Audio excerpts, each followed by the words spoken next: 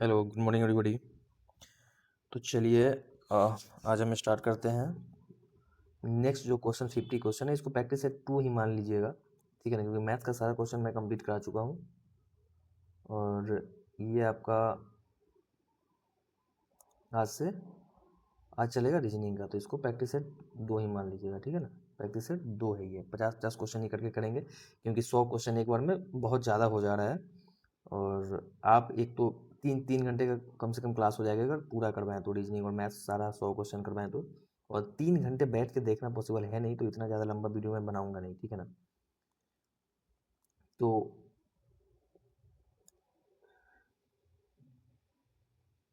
चलो, तो आज हम स्टार्ट करने वाले हैं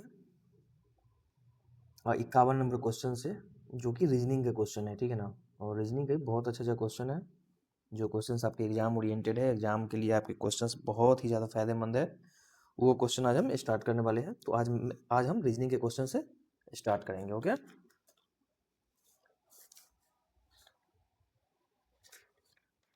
चलिए, तो ये आपका सबसे पहले 51 नंबर क्वेश्चन आ जाता है। 1 मिनट रुक जाइए।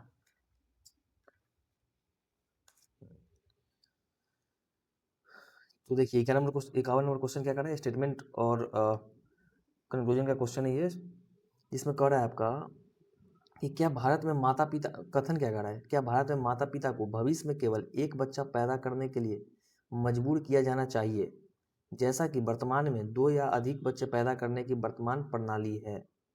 ठीक है, मतलब कहा जा रहा है कि वर्तमान में 2 या उससे अधिक बच्चे पैदा करने पे कोई ऐसा पाबंदी या फिर कुछ ये नहीं है, बस एक मोरली सिखाया जाता है कि 2 बच्चे ही अच्छे होते हैं, तो उसके लिए क्या फोर्सफुली हमें मना करना चाहिए, ये कथन है हमारा। तो तर्क हमारा क्या कह रहा है कि हाँ, भारत में लगातार बढ़ती जनसंख्या को नियंत्रित करने का यही एकमात्र तरीका है। कि ये सही हो सकता है। बोला गया है कि क्या भारत में माता पिता के भविष्य में केवल एक बच्चा पैदा करने के लिए मजबूर किया जाना चाहिए, जैसा कि वर्तमान में 2 या अधिक बच्चे पैदा करने की वर्तमान प्रणाली है। हाँ, भारत में लगातार बढ़ती जनसंख्या को नियंत्रित करने के लिए यह एकमात्र तरीका है। नहीं, यह एकमात्र तरीका हो नहीं सकता है। इसलिए नहीं हो सकता है कि हमको क्वेश्चन के हिसाब से जाना है। क्वेश्चन में पूछा गया है कि क्या ऐसा किया जाना चाहिए, ये नहीं लिखा गया है। क्वेश्चन में अगर ऐसा लिखा गया होता कि एक बच्चा पैदा करने के लिए फोर्सफुली यही करना चाहिए, ये एकमात्र तरीका है, तो अगर हमारे आंसर में दिया रहता है कि ये एकमात्र तरीका है, तो हम इसको सही मानते। लेकिन यहाँ कोई एकमात्र तरीका नहीं है, यहाँ पे क्वेश्चन मेरे से पूछा गया है कि क्या फोर्सफुली मना करना क्या सही है, तो ये एकमात्र तरीका नहीं हो सकता, मतलब ये ऑप्शन तो गलत हो गया आपका, ठीक है। दूसरा बोला है नहीं, दुनिया का कोई भी देश इस तरह की जबरदस्ती की रणनीति का इस्तेमाल नहीं करता है। ये पूरे क्वेश्चन में कहीं ऐसा दिया गया है क्या कि भारत में इस चीज़ को लागू करना चाहिए, लागू किया जाना चाहिए या फिर नहीं, कि दूसरे देश में ऐसा लागू है या फिर दूसरे देश में ऐसा रणनीति है, ऐसा कुछ कहा गया है इसमें? नहीं कहा गया है। तो जो नहीं कहा गया है एक्स्ट्रा अपने दिमाग से नहीं सोचना है, जो इसमें कहा गया है उसी पे हमें तर्क करना है। जो नहीं कहा गया है उसको हम बिल्कुल गलत मान लेंगे, तो ये नहीं कहा गया है मतलब ये बिल्कुल ही गलत है। तो हमारा दो, न तो एक और नहीं दो, ये हमारा हो जाएगा इसका आंसर। चलिए, अब 52 नंबर क्वेश्चन है। 52 नंबर क्वेश्चन क्या बोल रहा है, बोल रहा है कि 2 से 6 पे जंप कर रहा है, 6 से 15, 15 से 34। अच्छा, देखो 2 से 6, 6 से 15, 15 से हमारा 34। इसका बहुत सारा तरीका हो सकता है, ठीक है, इसका तरीका बहुत सारा हो सकता है। अगर हम इसको ऐसे ऐसे करें कि कितना कितना का गैप है, पहले हम गैप ढूंढ लेते हैं। 2 से 6 पे 4 का गैप है, 6 से 15 पे 9 का गैप है, 15 से 34 पे कितना गैप है, 15 से 34 पे हमारा 19 का गैप है, 19 का गैप है। तो ये तो कोई बात बन नहीं रहा है। ये हो सकता है, ये 4 से 9, 5 का गैप, 9 से 19, 10 का गैप। अगर हम इसके आगे करें 15 का गैप अगर हम बना दें, तो 19 और 15 कितना हो जाएगा, 34। और 34 में 34 जोड़ देंगे कितना आ जाएगा, 34 में 34 जोड़ देंगे तो 68। लेकिन हमारा कुछ आंसर ऐसा है नहीं, ठीक है, तो इसीलिए ये तो मेथड नहीं हो सकता है। अब दूसरा दूसरा मेथड हम क्या अप्लाई करेंगे, इसके आगे क्या हो सकता है। तो देखो, दूसरा मेथड अगर बात कर अप्लाई करने की अगर बात है, 4 से 5 तो 9, 9 से 10 19, 19 से 15 34, और 34 प्लस 34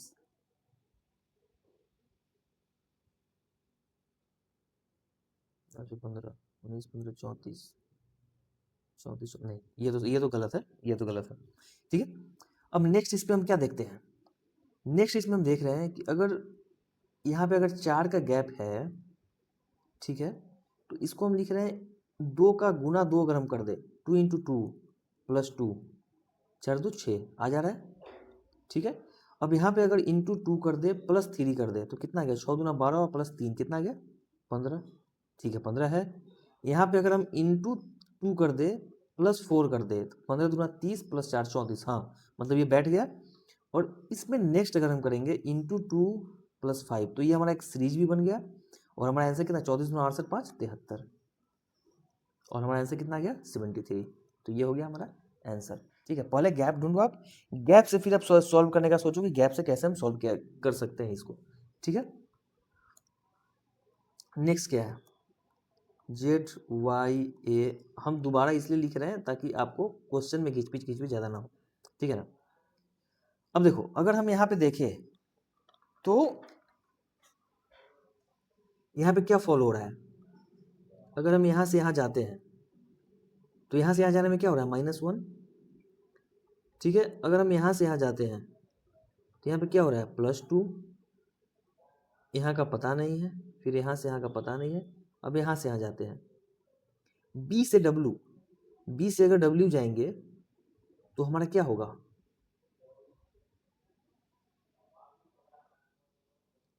-1 -2, अगर यहाँ पे -1 + 2, यहाँ पे अगर -3 हम कर दें, यहाँ पे +4 कर दे, यहाँ पे अगर हम -5 कर दे, ये सीरीज अगर हम लेके चले प्लस माइनस का +1 2 3 का, अगर ये सीरीज लेके चले जैसा यहाँ पे फॉलो हुआ है तो यहाँ पे -5 लिखेंगे, तो B से -5 करेंगे तो W आएगा क्या, B का 2 होता है, B का 2 होता है आपको पता है, W का 23 होता है। तो 23 + 4 23 से 23 + 3 26 + 2 5 -5, ठीक है, मतलब ये फॉलो कर रहा है। तो यहाँ पे क्या हो जाएगा +6, मतलब ये आगे का फॉलो कर रहा है, मतलब यही फॉलो होगा, ये सीरीज फॉलो होगा। जब यहाँ भी सेम हो गया तो ये सीरीज फॉलो होगा, और अगर ये सीरीज फॉलो होगा तो ए में से -3 करेंगे तो हमारा कितना आ जाएगा, x आ जाएगा, और x का +4 करेंगे तो b आ जाएगा, मतलब x हमारा बिल्कुल राइट आंसर है। देखिए थोड़ा सा आपको दिमाग लगाना पड़ेगा, रीजनिंग अगर बना रहे हो तो दिमाग लगाना पड़ेगा, और ये सब तो आसान क्वेश्चन है, इसमें कोई दिमाग लगाना बहुत ये नहीं है। सबसे पहले आप गैप ढूंढोगे, उसका प्लस माइनस आप देखोगे कि कहाँ माइनस हो रहा है कहाँ प्लस हो रहा है। एक सीरीज आपको फॉलो करते हुआ दिखेगा, जहाँ भी एक सीरीज फॉलो करते हुआ दिखेगा सेम सीरीज को आगे हम कंटिन्यू करेंगे और उससे हम इसका सॉल्यूशन निकालेंगे। ठीक है, चलिए नेक्स्ट क्वेश्चन क्या कह रहा है हमारा, नेक्स्ट क्वेश्चन है हमारा AEI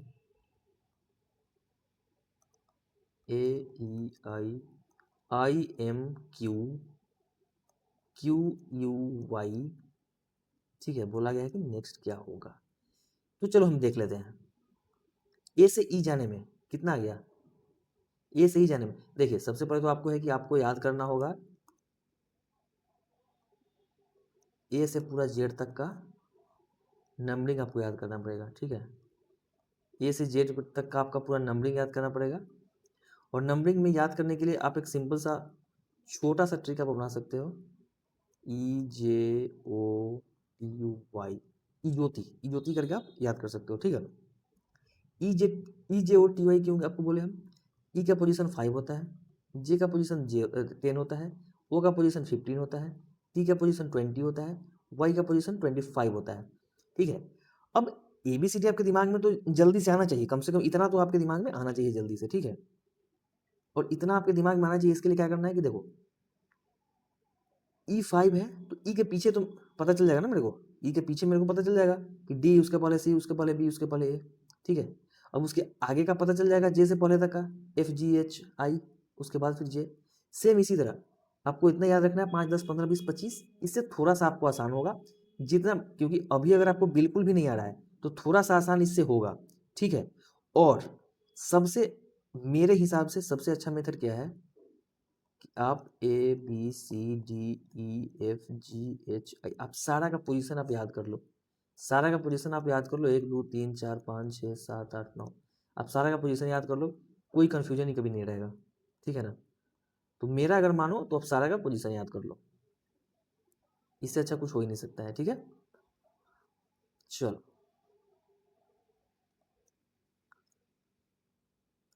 तो अगर हम इसको देखते हैं, ठीक है, यहाँ पे अगर हम देखते हैं ए से ई, या फिर जल्दी जल्दी हम लिख लेते हैं, ठीक है, 1 5 9 9 13 17 17 21 25। अब इसका हम गैप देख लेते हैं, 1 से 5 4 का गैप है, 5 से 9 4 का गैप है, 9 से 13 4 का गैप है, 13 से 17 4 का गैप है, 4 का 4 का, मतलब अब आंसर में जो हमारा आंसर दिया हुआ है उसमें 4 का गैप होना चाहिए, तभी हमारा ये क्वेश्चन मार्क फुलफिल होगा, ठीक है। 4 गैप किस पे है, y का 25, y का 25, c का 3, g का 7, ठीक है। अब देखो 25 से 3 4 का गैप है, 4 का गैप कैसे, देखो y 25 पे y आता है, y के बाद z, z के बाद फिर हम शुरू करेंगे a b c, ऐसे करेंगे हम, ठीक है। तो यहाँ पे y का दिया हुआ है, y का अगर 25 है, c का हमारा 3 है, 4 का गैप ढूंढना है हमें, इसके आगे 4, इसके आगे अगर 4 जाएंगे 1 2 3 4 तो हमारा c आएगा, मतलब ये 4 का गैप है, यहाँ भी 4 का गैप है, तो हमारा आंसर क्या होगा, हमारा आंसर होगा वाई सी जे सी जी। अगर हमारा आंसर पहले बार में ही आ गया है तो टिक मार देंगे हम, अगर आपको आगे चेक करना है तो कर सकते हो। एम से एन 14 15 1 का गैप है, नहीं होगा। आई से ई मतलब उल्टा जा रहा है, ये भी नहीं होगा। एम से क्यू, एम होता है 13, क्यू 17, 13 4 17 ये हो सकता है, और 17 अभी 17 से 13 17 22 4 का गैप है, यहाँ पे 5 का गैप हो गया, मतलब ये भी नहीं होगा, तो हमारा आंसर क्या होगा, ये। अब देखो यहाँ पे, अरे तो एरर का सिंबल दिखा रहा है, लेकिन ठीक है, बी है dash A B dash A B dash A. अब देखो जब भी आपके पास ऐसा क्वेश्चन आए, ठीक है, जब भी आपके पास ऐसा क्वेश्चन आए, कितना है इसमें, तो पूरा पहले हम काउंट कर लेंगे, नंबर ऑफ टर्म्स पूरा काउंट कर लेंगे इस गैप के साथ, 1 2 3 4 5 6 7 8 9 10 11 12, 12 है हमारा। अब 12 को कोशिश करेंगे सबसे नियरेस्ट जो टूट सके उससे तोड़ेंगे, तो 12 को 3 या 4 में तोड़ सकते हैं, लेकिन सबसे जो नियरेस्ट है, सब हम सोच रहे हैं कि जो सबसे पहले बड़ा है, जो सबसे लार्जेस्ट है उसमें तोड़ते हैं, पहले 4 में इसको गैप को बांट लेते हैं, 1 2 3 4 1 2 3 4 1 2 3 4, ठीक है, बांट लिया हम। अब बांटने के बाद हम पैटर्न एक फॉलो करवाते हैं, ठीक है, बांटने के बाद अब हम पैटर्न फॉलो करवाते हैं, बी, ठीक है, यहाँ भी बी के बाद डैश है, यहाँ बी के बाद डैश है, तो मतलब हर जगह बी के बाद डैश है, तो कोई पैटर्न हम नहीं लगा सकते हैं, तो इसीलिए इसको 4 4 को हम नहीं करवाएंगे फॉलो, ठीक है। अब आता है मेरे पास 3 3 का, ठीक है, 3 में तोड़ते हैं, 3 3 3, ये बी है, ठीक है, और ये 3, ठीक है। चलो अब यहाँ पे देख लेते हैं, अब हम बी के बाद डैश ए, बी के बाद डैश ए, बी डैश ए, अगर यहाँ पे हम लिख दे बी डैश ए, यहाँ पे बी डैश ए, हाँ आ तो गया, फॉलो तो कर गया, यहाँ पे फॉलो कर गया, कैसे फॉलो किया, देखो बी डैश ए यहाँ पे है, यहाँ पे डैश, डैश की जगह पे यहाँ पे एक ए है और फिर आगे ए है, मतलब ए से हमारा मैच कर गया। डैश की जगह पे अगर हम ए रख दें, डैश की जगह पे अगर हम ए रख दें तो क्या बात बन सकता है, देख लेते हैं। बी ए, यहाँ पे ए था तो इसलिए यहाँ पे ए डाल दिए, यहाँ पे गैप है, यहाँ पे बी है, B A B A B A, हाँ आ तो गया, B A B A B A B A, मतलब हमारा सेम चीज फॉलो होना चाहिए, हमारा सीरीज बनना चाहिए कि B A B double A B double A B double A का सीरीज है। तो इसको हम क्या लिख सकते हैं, आंसर क्या होगा, A B A A A B A A A B A, ये हमारा आंसर हो गया ऑप्शन नंबर 3, ठीक है। चलो अब नेक्स्ट क्वेश्चन पे आते हैं, अब हम तो क्या कर रहा है, 3F 6G 11I 18L, ठीक है। तो सबसे पहले तो सब में हम देख लेते हैं ऑप्शन, पहले हम जब भी आप रीजनिंग बनाओ, आप एक चीज याद रखना कि आप ऑप्शन पहले देखना। ऑप्शन देखोगे आपको एक आइडिया लग जाएगा कि आगे क्या हो सकता है या फिर ये कैसे सॉल्व हो सकता है। तो आप रीजनिंग जब भी बनाओगे तो आप पहले ऑप्शन देखना। मतलब 27, तो मतलब हमको 3 6 11 3 6 11 18 के लिए कुछ सोचना नहीं है, अगला मतलब 27 ही है। अब हमको इस पे देखना है, लेटर वाले पे देखना है। एफ से जी, जी से आई से एल हुआ है। हमेशा आपको हम बोले हैं कि जब भी आपको सीरीज का कोई क्वेश्चन आपको सबसे पहले गैप देखना है। आप गैप देखोगे इसमें, एफ के बाद जी कितना पे आता है, +1, जी के बाद आई +2, आई के बाद एल +3, +3 हो जाएगा। आई 9 पे आता है, एल 12 पे, जी 7 पे आता है, आई 9 पे, एफ आता है 6 पे आपका, जी आता है आपके 7 पे। तो 1 2 3 का मतलब है कि आगे +4 होगा लेटर में। तो एल अगर 12 पे हो रहा है तो +4 16, 16 का मतलब क्या हो गया। अब 16 का मतलब देखना है तो देखो कितना आसानी से आप कर सकते हो। यहाँ पे इसका वैल्यू कितना है, 15 है। वो के बाद क्या आता है, पी, वो के बाद क्या आता है, पी, मतलब 15 जब इसका वैल्यू तो एक आगे बढ़ेंगे 16 पे, तो पी आता है। तो 27 तो सब में है, पी हो गया हमारा आंसर। क्या हो गया हमारा, ए। चलिए नेक्स्ट क्वेश्चन क्या बोल रहा है, if lose is written as MQVI in a certain code language then how will gain be written in that the code. बोला गया है कि लॉज LOAC को MQVI के फॉर्म में लिखा गया है, तो गेन को किस फॉर्म में लिखा जाएगा। ठीक है, लूज को देख लेते हैं किस फॉर्म में लिखा गया है, MQVI के फॉर्म में। इसका मतलब क्या हो गया, सबसे पहले इसका हम क्या करेंगे, सबसे पहले इसका हम नंबरिंग कर लेंगे कि कौन सा लेटर किस नंबर पे है, ताकि हमें आसान हो जाएगा गैप ढूंढना कि इसको अगर इस फॉर्म में लिखा गया है तो क्यों लिखा गया है, कितना बढ़ाया गया है नंबर, कितना घटाया गया है, या फिर कितना मल्टीप्लाई किया गया है, या फिर क्या क्रॉस लिया गया है। ठीक है, तो पहले हम नंबरिंग करते हैं इसका। एल का हो जाएगा 12, ओ का हो जाएगा 15, एस का हो जाएगा 19, ई का हो जाएगा 5, आई का 9, भी का 22, क्यू का 17, एम का 13। ठीक है,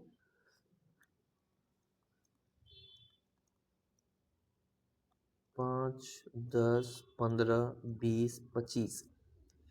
एल का देखो हम स्पीड में इसलिए कर ले क्योंकि मेरे को याद है। ठीक है, अगर मैं आपको बोलूं एल का निकालने के लिए, तो आपके पास इतना तो पता होगा ना कि जे के बाद के एल आता है, मतलब एल से पहले जे आता है। आपको इतना ध्यान में होना चाहिए कि जे के बाद के एल आता है।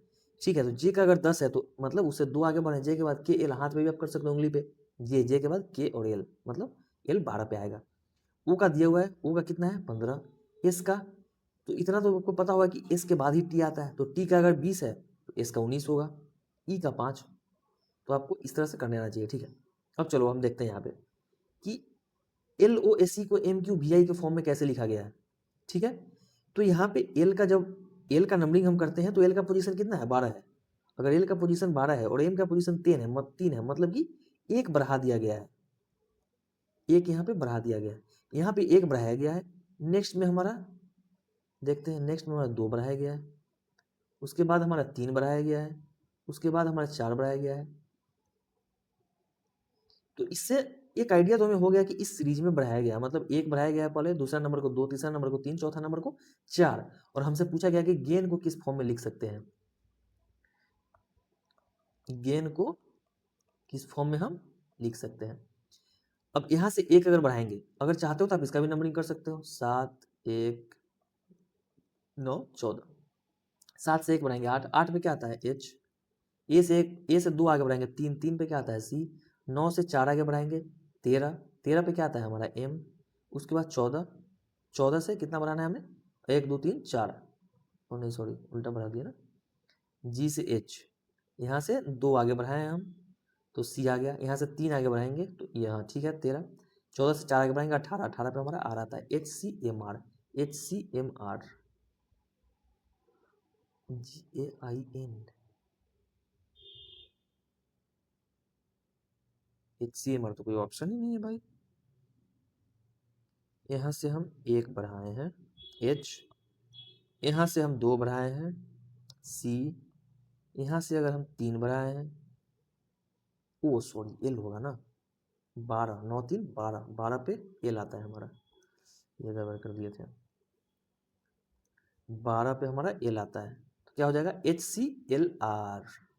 HClR कोई ऑप्शन है क्या, HClR 3 नंबर, ठीक है। चलो 14 नंबर देखते हैं हम, 58 नंबर। 58 नंबर में क्या कहा गया हमारा, 58 नंबर कहा गया, if in a certain code language Tom is equal to 12, this is equal to 9 is written. Tom को 12 के फॉर्म में लिखा गया, टॉम को 12 लिखा गया है, टॉम बराबर 12, डिस्क बराबर 9, then how will Harry be written that code. तो हैरी का कोड क्या होगा, हैरी का कोड क्या होगा। अब चलो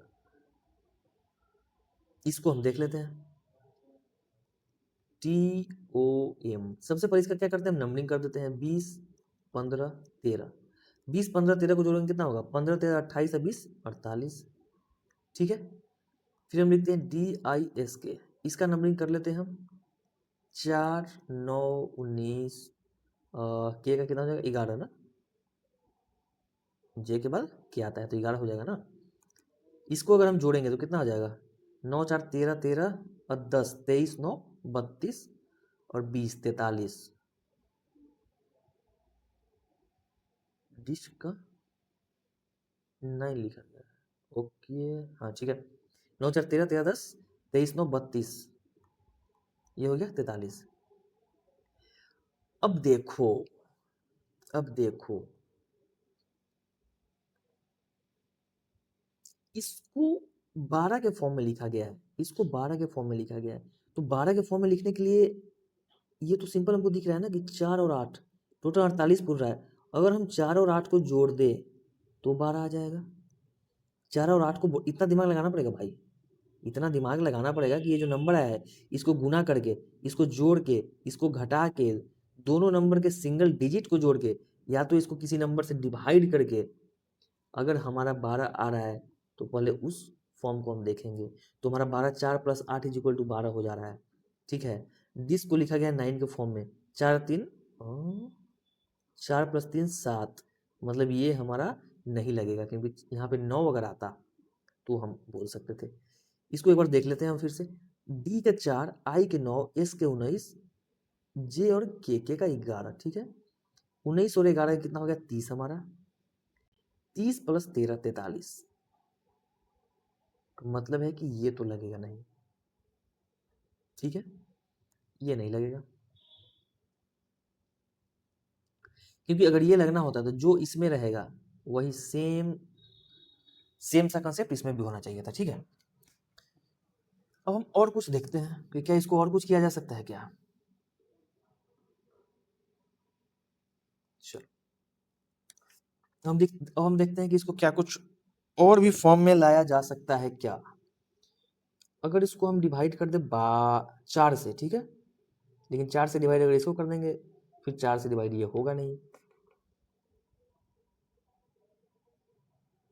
इन a certain code language Tom 12, this का 9 है, then how will Harry be written as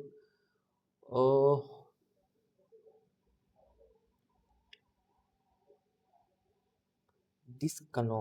same जब भी हमारा होगा सेम लॉजिक हमारा लगेगा, लॉजिक हमारा सेम लगना चाहिए। तो अगर हम इसको कुछ और करते हैं, अच्छा एक मिनट, दूसरा एक काम हम ये भी कर सकते हैं, इसका अपोजिट लिख देते हैं हम। अपोजिट का मतलब क्या हो गया, ABCD अगर हम ऐसे लिखते हैं, ठीक है, ए का अपोजिट हमारा क्या आ जाएगा, Z, B का अपोजिट Y, C का अपोजिट X, D का W। तो ए का नंबरिंग अगर 1 है, C का 26 है, B का 2 है, Y का 25 है, 3 है 24 है, 4 है 23 है। अब तुम एक चीज देखोगे, अगर तुम इस दोनों नंबर को जोड़ोगे तो 27 आता है, 25 2 27, 24 3 27, 23 4 27। अगर तुम इस दोनों नंबर को ऐड करते हो तो क्या आता है, 27 आता है। इसका मतलब क्या हुआ, इसका मतलब ये हुआ कि अगर ए का अपोजिट मेरे को ढूंढना है कि ए का अपोजिट क्या हो सकता है, तो उसके लिए हमें अगर हम 27 में से माइनस कर दे ए के नंबर को, ए का नंबर कितना है, 1, 27 में से अगर हम 1 माइनस कर दे कितना आ जाएगा, 26। 26 पे हमारा कौन सा लेटर आता है, जेड। वाह, इसका मतलब है कि ए का अपोजिट जेड हो जाएगा हमारा। दूसरे में अगर हम चेक करते हैं, इसका 25 और 27, 25 और 2 27 होता है हमारा। अगर हम बी का अपोजिट अगर मेरे को ढूंढना है, ठीक है, तो 27 में से अगर हम बी का लेटर माइनस करते हैं, बी का लेटर 2 हो गया, कितना जाएगा 25। 25 पे कौन सा लेटर आता है, वाई। इसका मतलब है कि किसी भी लेटर को, कोई भी लेटर हो, उसका जो नंबर है उसको 27 से अगर हम माइनस करते हैं तो उसका अपोजिट प्राप्त होता है हमें। सिंपल सा चीज है, ये आप समझ सकते हो कि अगर किसी भी लेटर में, किसी भी लेटर के नंबर को 27 से अगर हम माइनस करते हैं तो उसके अपोजिट जो लेटर होता है वो हमें प्राप्त होता है। इतना आपको पता चल गया, ठीक है। तो ये कंसेप्ट भी आपका क्लियर हो गया होगा। अब चलिए इसका अगर अपोजिट लेटर देखना है टी का, तो टी का अपोजिट क्या हो सकता है, 27 में से 20 माइनस करेंगे मतलब 7। 7 पे क्या आता है हमारा, क्या आता है वो नहीं लिखना है, इसका अपोजिट क्या होगा, नंबर 7, क्योंकि नंबर से ही नंबर का खेल है। तो 7 हो जाएगा, या फिर दोनों को जोड़ देंगे तो 27 हो जाएगा। तो 15 को 27 करना है, 12, 27 माइनस 15 12, ठीक है, 27 माइनस 15 12, 13 माइनस 14 27, या फिर 27 माइनस 13 इज इक्वल टू 14 हो जाएगा। अगर हम इसको टोटल इसको जोड़ते हैं तो 1219 10 29 4 33, ठीक है, ये मिल गया हमें 19 10 29 4 33। अब इससे क्या कोई मेरा नंबर ऐसा बनता है जिससे कि 12 प्राप्त हो, 3 और 3 से। तो अगर हम 3 और 3 के यूनिट डिजिट को जोड़ते, 3 और 3 के यूनिट डिजिट को जोड़ दे, तो मतलब कि 3 प्लस 3, और इसको अगर हम 2 से मल्टीप्लाई कर दे तो हमारा 12 आ जाता है। इसको अगर 2 से मल्टीप्लाई करें तो 12 आ जाता है। अब सेम लॉजिक इसमें फॉलो करवाते हैं क्या, इसमें लॉजिक फॉलो होता है क्या, लेकिन लॉजिक इसमें फॉलो होगा नहीं। कारण क्या है बताते हैं हम, किसी भी नंबर को, कोई भी नंबर है उसको हम 2 से अगर मल्टीप्लाई करते हैं तो आगे का नंबर हमारा इवन आता है, बट यहाँ पे तो ऑड नंबर है।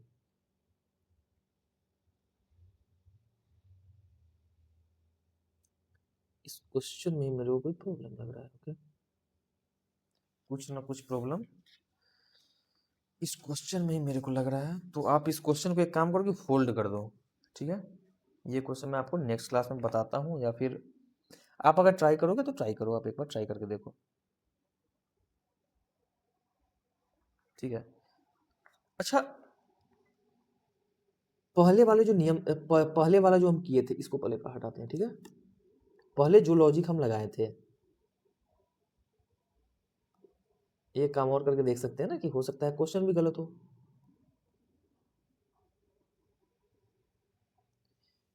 तो एक काम करते हैं कि पहले जो हम लॉजिक लगाए थे 4 + 8 इज इक्वल टू 12, इसमें देखते हैं लगा के जो इसका सॉल्यूशन जिसका मांग रहा है HARRY, ठीक है, हैरी।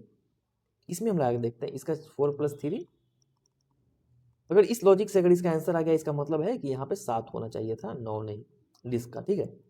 H हमारा 8 आ जाता है, A हमारा 1 + R 18 + R 18 + Y 25, 8 1 9, 9 18 27, 27 10 37 8, 37 8 हमारा हो गया 45, और 25 70, 70। तो इसको अगर हम करेंगे 7 + 0 इज इक्वल टू 7, 7 हमारा आंसर कोई है क्या, 7 तो है ऑप्शन, नहीं तो इसको आप कर लेना 7, ठीक है, डिस्क का कोड आप 7 कर लेना, तो आपका आंसर आ जाएगा। चलो, अब यहाँ पे क्या बोला गया है, यहाँ पे बोला गया if yellow means red, blue means white and green means blue, then what is the colour ripe banana. Ripe banana मतलब होता है पका हुआ केला, भाई दूसरे में मतलब है। राइप बे, पका हुआ केला, पका हुआ केला का कलर कैसा होता है, येलो, येलो, मार दे येलो, गलत, नहीं मार सकते हैं ना येलो, इसलिए नहीं मार सकते हैं क्योंकि आज सारा का सारा कलर का नेम ही चेंज कर दिया गया है। यहाँ पे क्या बोला गया है, बोला गया है कि पीला को लाल बोला जा रहा है, ठीक है, ब्लू को व्हाइट बोला जा रहा है, ग्रीन को ब्लू बोला जा रहा है। तो केला का कलर कैसा है, पका हुआ केला का कलर कैसा है, येलो।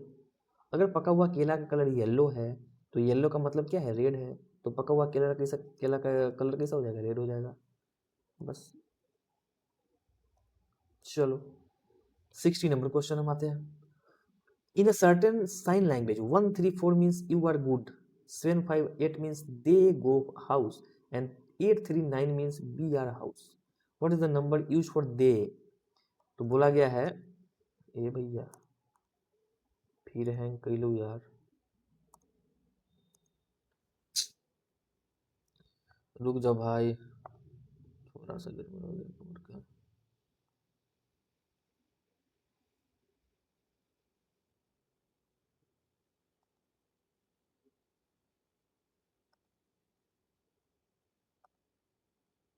अरे अभी नहीं आ रहा है। 1 मिनट भाई, 1 मिनट, थोड़ा सा बोर्ड हैंग हो रहा है।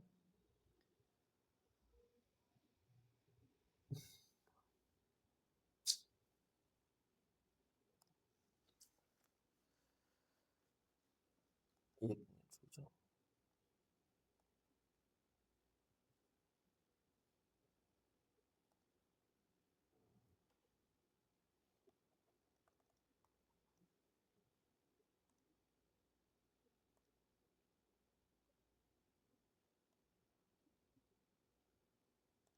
चलो, हो गया फिर से सही। थोड़ा सा गड़बड़ा था भाई। चलो, बोला गया है कि 134 का मतलब क्या है, यू आर गुड।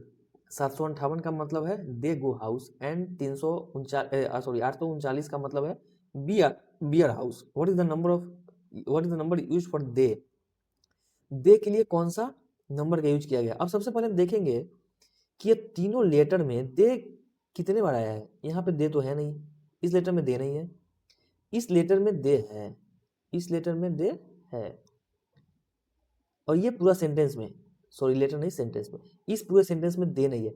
मतलब कि दे कोई यूनिक नंबर है, दे कोई यूनिक नंबर है जो ये तीनों नंबर में सिर्फ एक ही बार होगा, रिपीट नहीं कर रहा होगा तीनों में से किसी में। तो पहले हम रिपीटेड नंबर हटा देते हैं, या फिर यूनिक नंबर कौन सा है वो देख लेते हैं। एक इसमें है क्या, इसमें है क्या, एक एक एक नहीं है किसी में भी। अब देखते हैं हम थ्री, थ्री इसमें है, थ्री इसमें मतलब थ्री नहीं हो सकता है, थ्री नहीं हो सकता है। फोर अगर हम देखते हैं, फोर किसी में नहीं है। सेवन फाइव, सेवन हम किसी में देखते हैं, सेवन भी किसी में नहीं है। ठीक है, सेवन भी किसी में नहीं है हमारा। अब हम थ्री देखते हैं तो थ्री तो कट गया पहले। नाइन अगर हम देख रहे हैं, नाइन भी किसी में नहीं है। एट एट एट तो होगा नहीं। अब हम देखते हैं फाइव, फाइव भी किसी में नहीं है। चलो, अब हम पहले ये देख लिए कि यूनिक नंबर इसमें क्या हो सकता है। अब हमें दे बोला गया है, दे किसमें है, दे के आगे कौन कौन सा सेंटेंस है, एट है, थ्री और नाइन है, एट है, थ्री है और नाइन है, नहीं सॉरी सॉरी, सेवन है, फाइव एट है, सेवन फाइव एट का मीन्स मतलब दे है ना। तो अब हम दे के लिए जो कोड है, मतलब ये जो पूरा आता है दे गो हाउस, इसके लिए कोड क्या है, 758 है। 758 ही सिर्फ यूनिक नंबर में होना चाहिए, 5 होना चाहिए 7, मतलब कि एक है नहीं, 9 है नहीं, क्योंकि जिसमें दे है उसके नंबर में तो है ही नहीं 9 और 1, तो 9 और 1 होगा नहीं। अब 7 और 5 में से हमारा कौन होगा, तो 7 और 5 में से दोनों तो हमारे यूनिक है, मतलब 7 भी हो सकता है और 5 भी हो सकता है, 7 या 5 कोई भी हो सकता है। एग्जैक्ट हमें नहीं बताया गया है, तो एग्जैक्ट हम अपने मन से नहीं लेंगे, या तो 7 होगा नहीं तो 5 होगा। बस आपको इतना ध्यान में रखना है। आई होप कि आप समझोगे अच्छे से, अगर नहीं समझे हो तो फिर से मैं आपको समझाता हूँ, ठीक है। सबसे पहले यहाँ पे बोला गया है कि in a certain sign language 134 means you are good, 758 means they go house, and 839 means be are house. अब हम दे देख रहे हैं, दे के लिए नंबर है हमारा 7, 5 और 8। सबसे पहले तो हम देख रहे हैं कि दे किसी और सेंटेंस में नहीं है, यू आर गुड में भी दे नहीं है, बी आर हाउस में भी दे नहीं है, सिर्फ यहाँ पे है। तो हम यूनिक नंबर ढूंढ रहे हैं, मतलब वो नंबर एक ही बार आना चाहिए, वो नंबर एक ही बार आना चाहिए। एक एक बार है, हाँ था। तीन एक बार है, नहीं, तीन यहाँ भी है, तीन यहाँ भी है, मतलब तीन तो नहीं हो सकता है। चार कितने बार है, चार हमारा यहाँ पे है, और चार हमारा और कहीं नहीं है, तो चार भी हो सकता था, ठीक है, चार भी मान लेते हैं, चार भी हो सकता था। अब सेवन देखेंगे हम, सेवन इसमें है, सेवन इसमें नहीं है, तो सेवन भी हो सकता था। फाइव सिर्फ इसमें है, फाइव भी हो सकता था। एट दो जगह है, मतलब एट नहीं हो सकता था। अब हम देखेंगे क्या कि 758 किसका मतलब 758 है, तो 758 दे गो हाउस का मतलब है, दे गो हाउस का मतलब है, और दे हमारा इसी में आ रहा है, तो इसमें जो नंबर होगा वही नंबर में से जो यूनिक नंबर होगा वही हमारा आंसर होगा। तो 758 7 है, 7 में ठीक है, 4 नहीं है, 4 को काट दिए, 1 नहीं है, 1 को काट दिए, 9 नहीं है, 9 को काट दिए, 5 और 7 ये दोनों ही है। तो ये दोनों में से कोई होगा, क्योंकि कोई परफेक्ट मेरे को नंबर नहीं दिया गया। तो 7 और 5। चलो अब देखो हमारा क्या बोल रहा है, 61 नंबर क्वेश्चन क्या कह रहा है। 61 नंबर क्वेश्चन है, if plus means divide, into means minus and divide means into, then 8 divide 6 minus 3 लिखना। ठीक है, पहले लिखेंगे मेट, डिवाइड का मतलब क्या गया है इनटू, उसके बाद लिखेंगे 6 माइनस, माइनस का मतलब क्या दिया गया है, अरे plus means divide, into means minus and divide means गुना। तो माइनस का तो मतलब नहीं देख लो भाई, रुको देख लेते हैं, माइनस का भी गैप छोड़ देते हैं। ठीक है, क्वेश्चन टाइप करने में थोड़ा सा लगता है, छूट गया। 3 इंटू का मतलब क्या है, इंटू मीन्स माइनस, 4 प्लस का मीन्स क्या है, प्लस मतलब डिवाइड 2। अब यहाँ पे हो गया तो इसका मतलब हो जाएगा प्लस। अब तुम यहाँ पे लिख लेना, इसी में आगे तुम लगा लेना, माइनस मीन्स प्लस। ठीक है, अब इसको सॉल्व कर लो, बोर्ड मास से सॉल्व करना होगा, बोर्ड मास जानते होगे, वैसे प्रैक्टिस सेट देख रहे हो तो बोर्ड मास जानते ही होंगे। सबसे पहले ब्रैकेट का काम होता है, उसके बाद ऑफ का काम होता है, उसके बाद डिवाइड करते हैं, उसके बाद मल्टीप्लाई, उसके बाद एडिशन, उसके बाद सब्सट्रैक्शन। ठीक है, तो इसमें सबसे पहले क्या करेंगे, डिवीजन, डिवीजन करेंगे, क्या आ जाएगा 2, उसके बाद मल्टीप्लीकेशन 48, अब यहाँ पे +3 माइनस 2, +3 माइनस 2 हो गया, 48 + 3 51, 51 से 2 जाएगा तो 49। ये हो गया हमारा आंसर। चलिए ये सब आसान क्वेश्चन होगा। बोला गया है देखो, 6 friends P Q R S T and U are playing cards in a circle facing the center. Q is between Q is between R and U. Two people are sitting between U and T. T is to the immediate right of R. सबसे पहले क्या करना है, जब भी circular table का या फिर जब भी मतलब लिखा हुआ है ना कि playing card in a circle, जब भी सर्कल का या फिर सर्कुलर टेबल का अगर क्वेश्चन दिया हुआ हो, ठीक है, खासकर एसएससी में, एआईडीओ में, बिहार के किसी भी एग्जाम में, रेलवे में, तो ज़्यादा कुछ करना नहीं है, सीधा तुम 2 सर्कल बनाना। होता है ऐसे, ये टफ है, आसान नहीं होता है, लेकिन ये सब एग्जाम में बहुत आसानी पूछेगा, तो इसलिए आसान तरीका से हम बताते हैं, ज़्यादा माथापेची नहीं कर पाते हैं। ठीक है, तुम क्या करना, सबसे पहले सर्कल बनाना। 6 फ्रेंड है, 6 फ्रेंड है, 6 फ्रेंड को बैठा देना, 1 2 3 4 5 6, सर्कल की तरफ ये फेस किया हुआ है अपना, इसका फेस किधर है, सर्कल की तरफ। सेम यहाँ ही बनाएंगे, 1 2 3 4 5 6। ठीक है, इसका फेस किधर है, सर्कल की तरफ है। अब जैसे ऐसे बोला गया है सेम चीज करना है हमें, बोला है कि 6 friend P Q R S T and U are playing cards in a circle facing the center, centre की तरफ है। अब इसमें देख लो, इसमें तुमसे 2 पूछा जाएगा, राइट और लेफ्ट। तो सेंटर की तरफ अगर कोई इंसान बैठा है, तुम अगर सेंटर की तरफ बैठे हो, तुम्हारा राइट क्या हो जाएगा, ये तुम्हारा राइट हो जाएगा और ये तुम्हारा लेफ्ट हो जाएगा। इतना तुम खुद से भी सोच सकते हो कि भाई सेंटर की तरफ अगर हाथ करके बैठे हो, देखो ये जो है ये सेंटर की तरफ हाथ करके बैठा है, मान लीजिए उधर घुमा हुआ है, ठीक है, इसका राइट हैंड ये हो गया, इसका लेफ्ट हैंड ये हो गया ना। तो बस तुमको यही समझना है कि लेफ्ट ये हो गया, राइट ये हो गया, क्योंकि राइट लेफ्ट के लिए के हिसाब से ही क्वेश्चन दिया होता है। चलो अब देखो, बोला गया है कि Q is between R and U, Q R और U के बीच में है। Q कहाँ पे है, R और U के बीच में है। अरे भैया कहाँ चल गए यार,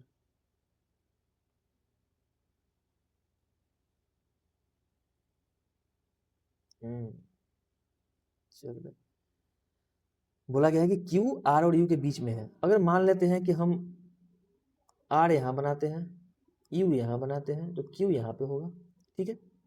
लेकिन क्या कैसे पता कि R यहाँ पे और U यहाँ पे होगा, Q बीच में ये तो पता है मेरे को, लेकिन R यहाँ पे और U यहाँ पे ये मेरे को पता है क्या, ये नहीं पता है।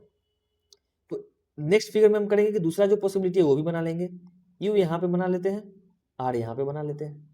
चलो अब नेक्स्ट क्या है, 2 people are sitting between U and T, दो पर्सन यू और टी के बीच में बैठे हैं, दो पर्सन यू और टी के बीच में बैठे हैं, यू और टी के बीच में दो आदमी हैं, यू से टी, अगर हम यहाँ से राइट की ओर चले, एक दो, यहाँ पे राइट राइट ही आए तो इधर भी राइट की ओर चलेंगे, तो दो पर्सन बैठाते हैं, एक ये दूसरा ये, तो किसके, यू और टी के बीच में दो पर्सन है, लेकिन जरूरी है क्या, यू और टी के बीच में तो इधर से भी हो सकते हैं, लेकिन टी फिर भी यहीं बैठेगा, ये एक संजोग है, ठीक है।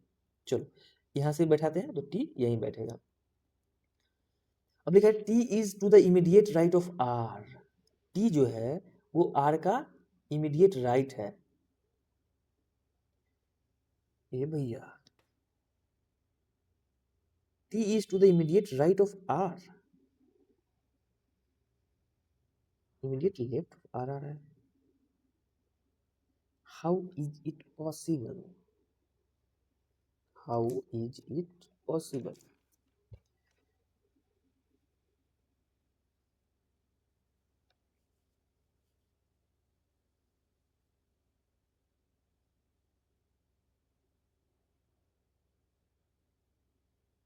अरे ना रे, यही गलती कर दी है ना भाई, ये हो गया हमारे से गलती। गलती क्या हुआ है देखो, बोला है कि यू, कहाँ चले भाई, two people are sitting between U and T, U और टी के बीच में दो आदमी बैठा है, ठीक है, तो एक बार राइट, एक बार यहाँ से यहाँ चले हैं, तो यू और टी के बीच में एक बार लेफ्ट चलेंगे, राइट चलें तो एक बार लेफ्ट चलेंगे पॉसिबिलिटी, तो टी यहाँ ना हो जाएगा, यू और टू के बीच में दो पर्सन, और बोला है कि T is to the immediate right of R, T R के इमीडिएट राइट है, टी आर के इमीडिएट राइट इसमें दिख रहा है, मतलब ये फिगर सही है, टी आर के इमीडिएट राइट इसमें नहीं है, मतलब ये फिगर गलत है। अब बोला गया है, क्वेश्चन क्या पूछा है हमसे, who is to the immediate left of R, R के इमीडिएट लेफ्ट कौन है, तो क्यू, इसका आंसर हो गया क्यू। अब नेक्स्ट आते हैं हम, देखो नेक्स्ट में भी फिगर सेम ही होगा, फिगर इसलिए सेम होगा क्योंकि यहाँ बोला गया है कि 57 से लेके 59 तक, क्वेश्चन नंबर गलती दे दिया नहीं, 57 से लेके 59 तक बोला गया है, ठीक है, कोई बात नहीं है, इसको 57 कर लेना, क्वेश्चन नंबर 57, ये हो गया क्वेश्चन नंबर आपका, अरे एक मिनट भाई रुको तुम, ये क्वेश्चन नंबर कितना था, 60, क्वेश्चन नंबर 61, यही गलती हो गया है, ये गलती है, 62 से 62, 63, 64, 62 से 64 तक कर लेते हैं इसको, 62, ये ठीक है ठीक है ठीक है, ये सही है। चलो नेक्स्ट क्वेश्चन पे आते हैं, तो इस क्वेश्चन का भी फिगर सेम ही हो जाएगा क्योंकि 64 तक का डायरेक्शन सेम दिया हुआ है। बोला गया कि R is sitting between each of the following pairs of friends, R किसके माने कौन से जोड़ा, जो दोस्त का जोड़ा है उसके बीच में बैठा है, ठीक है, मतलब कौन से दो लोग के बीच में बैठा है आर, आर निम्नलिखित में से किस मित्र जोड़े के बीच में बैठा है, ये बोला गया है हमसे। तो आर का पोजीशन हम देखते हैं, सेम क्वेश्चन में आर का पोजीशन, आर किसके किसके बीच में है, टी और क्यू के बीच में है, और ये हमसे पूछा गया है, तो आर है टी और क्यू के बीच में, टी और क्यू के बीच में। चलिए ये भी आपका हो गया। नेक्स्ट क्वेश्चन, नेक्स्ट क्वेश्चन 64 पे आते हैं, who is between R and U, R and U के बीच में कौन बैठा हुआ है, आर और यू के बीच में कौन बैठा हुआ है, आर और यू के बीच में कौन है, आर और यू के बीच में क्यू है, तो इसका हमारा आंसर हो जाएगा क्यू, आर और यू के बीच में क्यू है। चलिए अब हम आते हैं नेक्स्ट क्वेश्चन पे, अब ये क्वेश्चन डायरेक्शन का है, बोला गया है कि Ravi walks 50 metre facing north, he turns left and walk 50 metres, he then turn left again and walk 50 meters in which direction and far how far is he from his starting point, वो अपने starting बिंदु से कितने दूरी पे है। चलिए सबसे पहले आप डायरेक्शन में पता होगा आपको, ये है नॉर्थ, ये है साउथ, ये होता है ईस्ट और ये होता है वेस्ट, ये होता है वेस्ट, ठीक है। अगर हम नॉर्थ के तरफ घूम के खड़े हैं, इसका मतलब है कि ये हमारा क्या हो गया, राइट हो गया, ये हमारा क्या हो गया, लेफ्ट हो गया। अगर हम साउथ की तरफ घूम के खड़े हैं, मतलब ये हमारा राइट हो गया और ये हमारा लेफ्ट हो गया। नॉर्थ की तरफ घूम के खड़े, आप सिंपल सोच के देख सकते हो कि आप अगर उत्तर की दिशा में खड़े हो, मतलब इस तरफ खड़े हो आप अगर, तो आपका हाथ किस, आपका दाहिना हाथ किस डायरेक्शन में है? इधर है। आपका बायां हाथ किधर है? इधर है। ठीक है। सेम उसी तरह अगर आप जैसे अभी अपने आप को इमेजिन कर रहे हो, जस्ट उसके उल्टा अपना फेस को सीधा पीछे घुमा लो, तो आपका लेफ्ट लेफ्ट किस साइड है? इसके साइड। और आपका राइट है वेस्ट के साइड। तो सेम इसको लगाना है आपको डायरेक्शन के क्वेश्चन में। अब क्या बोला है कि Ravi walks 50 metre facing north. Ravi कहाँ देख रहा था? नॉर्थ की तरफ देख रहा था, और यहाँ से 50 मीटर आगे जाता है, तो नॉर्थ की तरफ आगे जाता है 50 मीटर, नॉर्थ की तरफ आगे जाता है 50 मीटर। ही देन टर्न्स लेफ्ट, उसके बाद वो लेफ्ट लेता है। तो नॉर्थ की तरफ जा रहा है तो लेफ्ट किधर होगा? नॉर्थ की तरफ जा रहा है तो लेफ्ट हमारा इधर है, लेफ्ट हमारा इधर है। लेफ्ट लेता है, फिर कितना चलता है? 50 मीटर, 50 मीटर। और बोला गया है कि he then turns left again and walk 50 metres. आगे से फिर लेफ्ट लेता है। अब अगर इस डायरेक्शन में है, अगर देखो अब अगर इस डायरेक्शन में है, आगे की ओर जा रहा है, तो इसका लेफ्ट कौन सा? ये राइट हो गया, ये लेफ्ट है इसका। तो लेफ्ट कितना बोल रहा है? 50 मीटर। फिर लेफ्ट जाता है 50 मीटर। अब बोला गया है कि वो अपने स्टार्टिंग पॉइंट से, मतलब इस बिंदु से, स्टार्टिंग पॉइंट से कितना और किस दूरी पे है। तो जब ये गैप हमारा 50 मीटर का है, तो ये भी गैप हमारा कितना हो गया? 50 मीटर का। और कौन से डायरेक्शन में? स्टार्टिंग पॉइंट से ये कौन से डायरेक्शन में है? इधर हमारा क्या है? इधर हमारा वेस्ट है। तो ये किस डायरेक्शन में है? वेस्ट। वेस्ट डायरेक्शन में 50 मीटर, 50 मीटर वेस्ट। चलिए,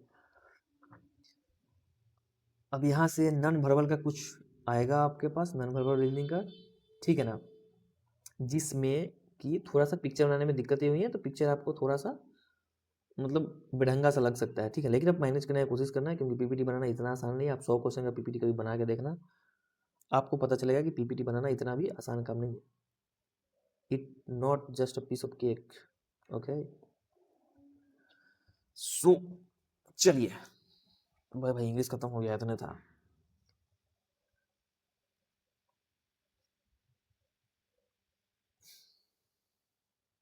हाँ, चलिए, ये है क्वेश्चन पजल का आपका। अच्छा, पजल का क्वेश्चन तो आप बचपन से बनाते आए होंगे। पहले आप न्यूज़पेपर जो आप लेते थे, उसमें भी पजल का क्वेश्चन होता था। न्यूज़पेपर जो आप पहले लेते थे, पजल का क्वेश्चन उसमें भी रहता था। इतना मेरे को याद है और इतना मेरे को पता है, ठीक है। तो आपके भी न्यूज़पेपर में पजल का क्वेश्चन रहता होगा।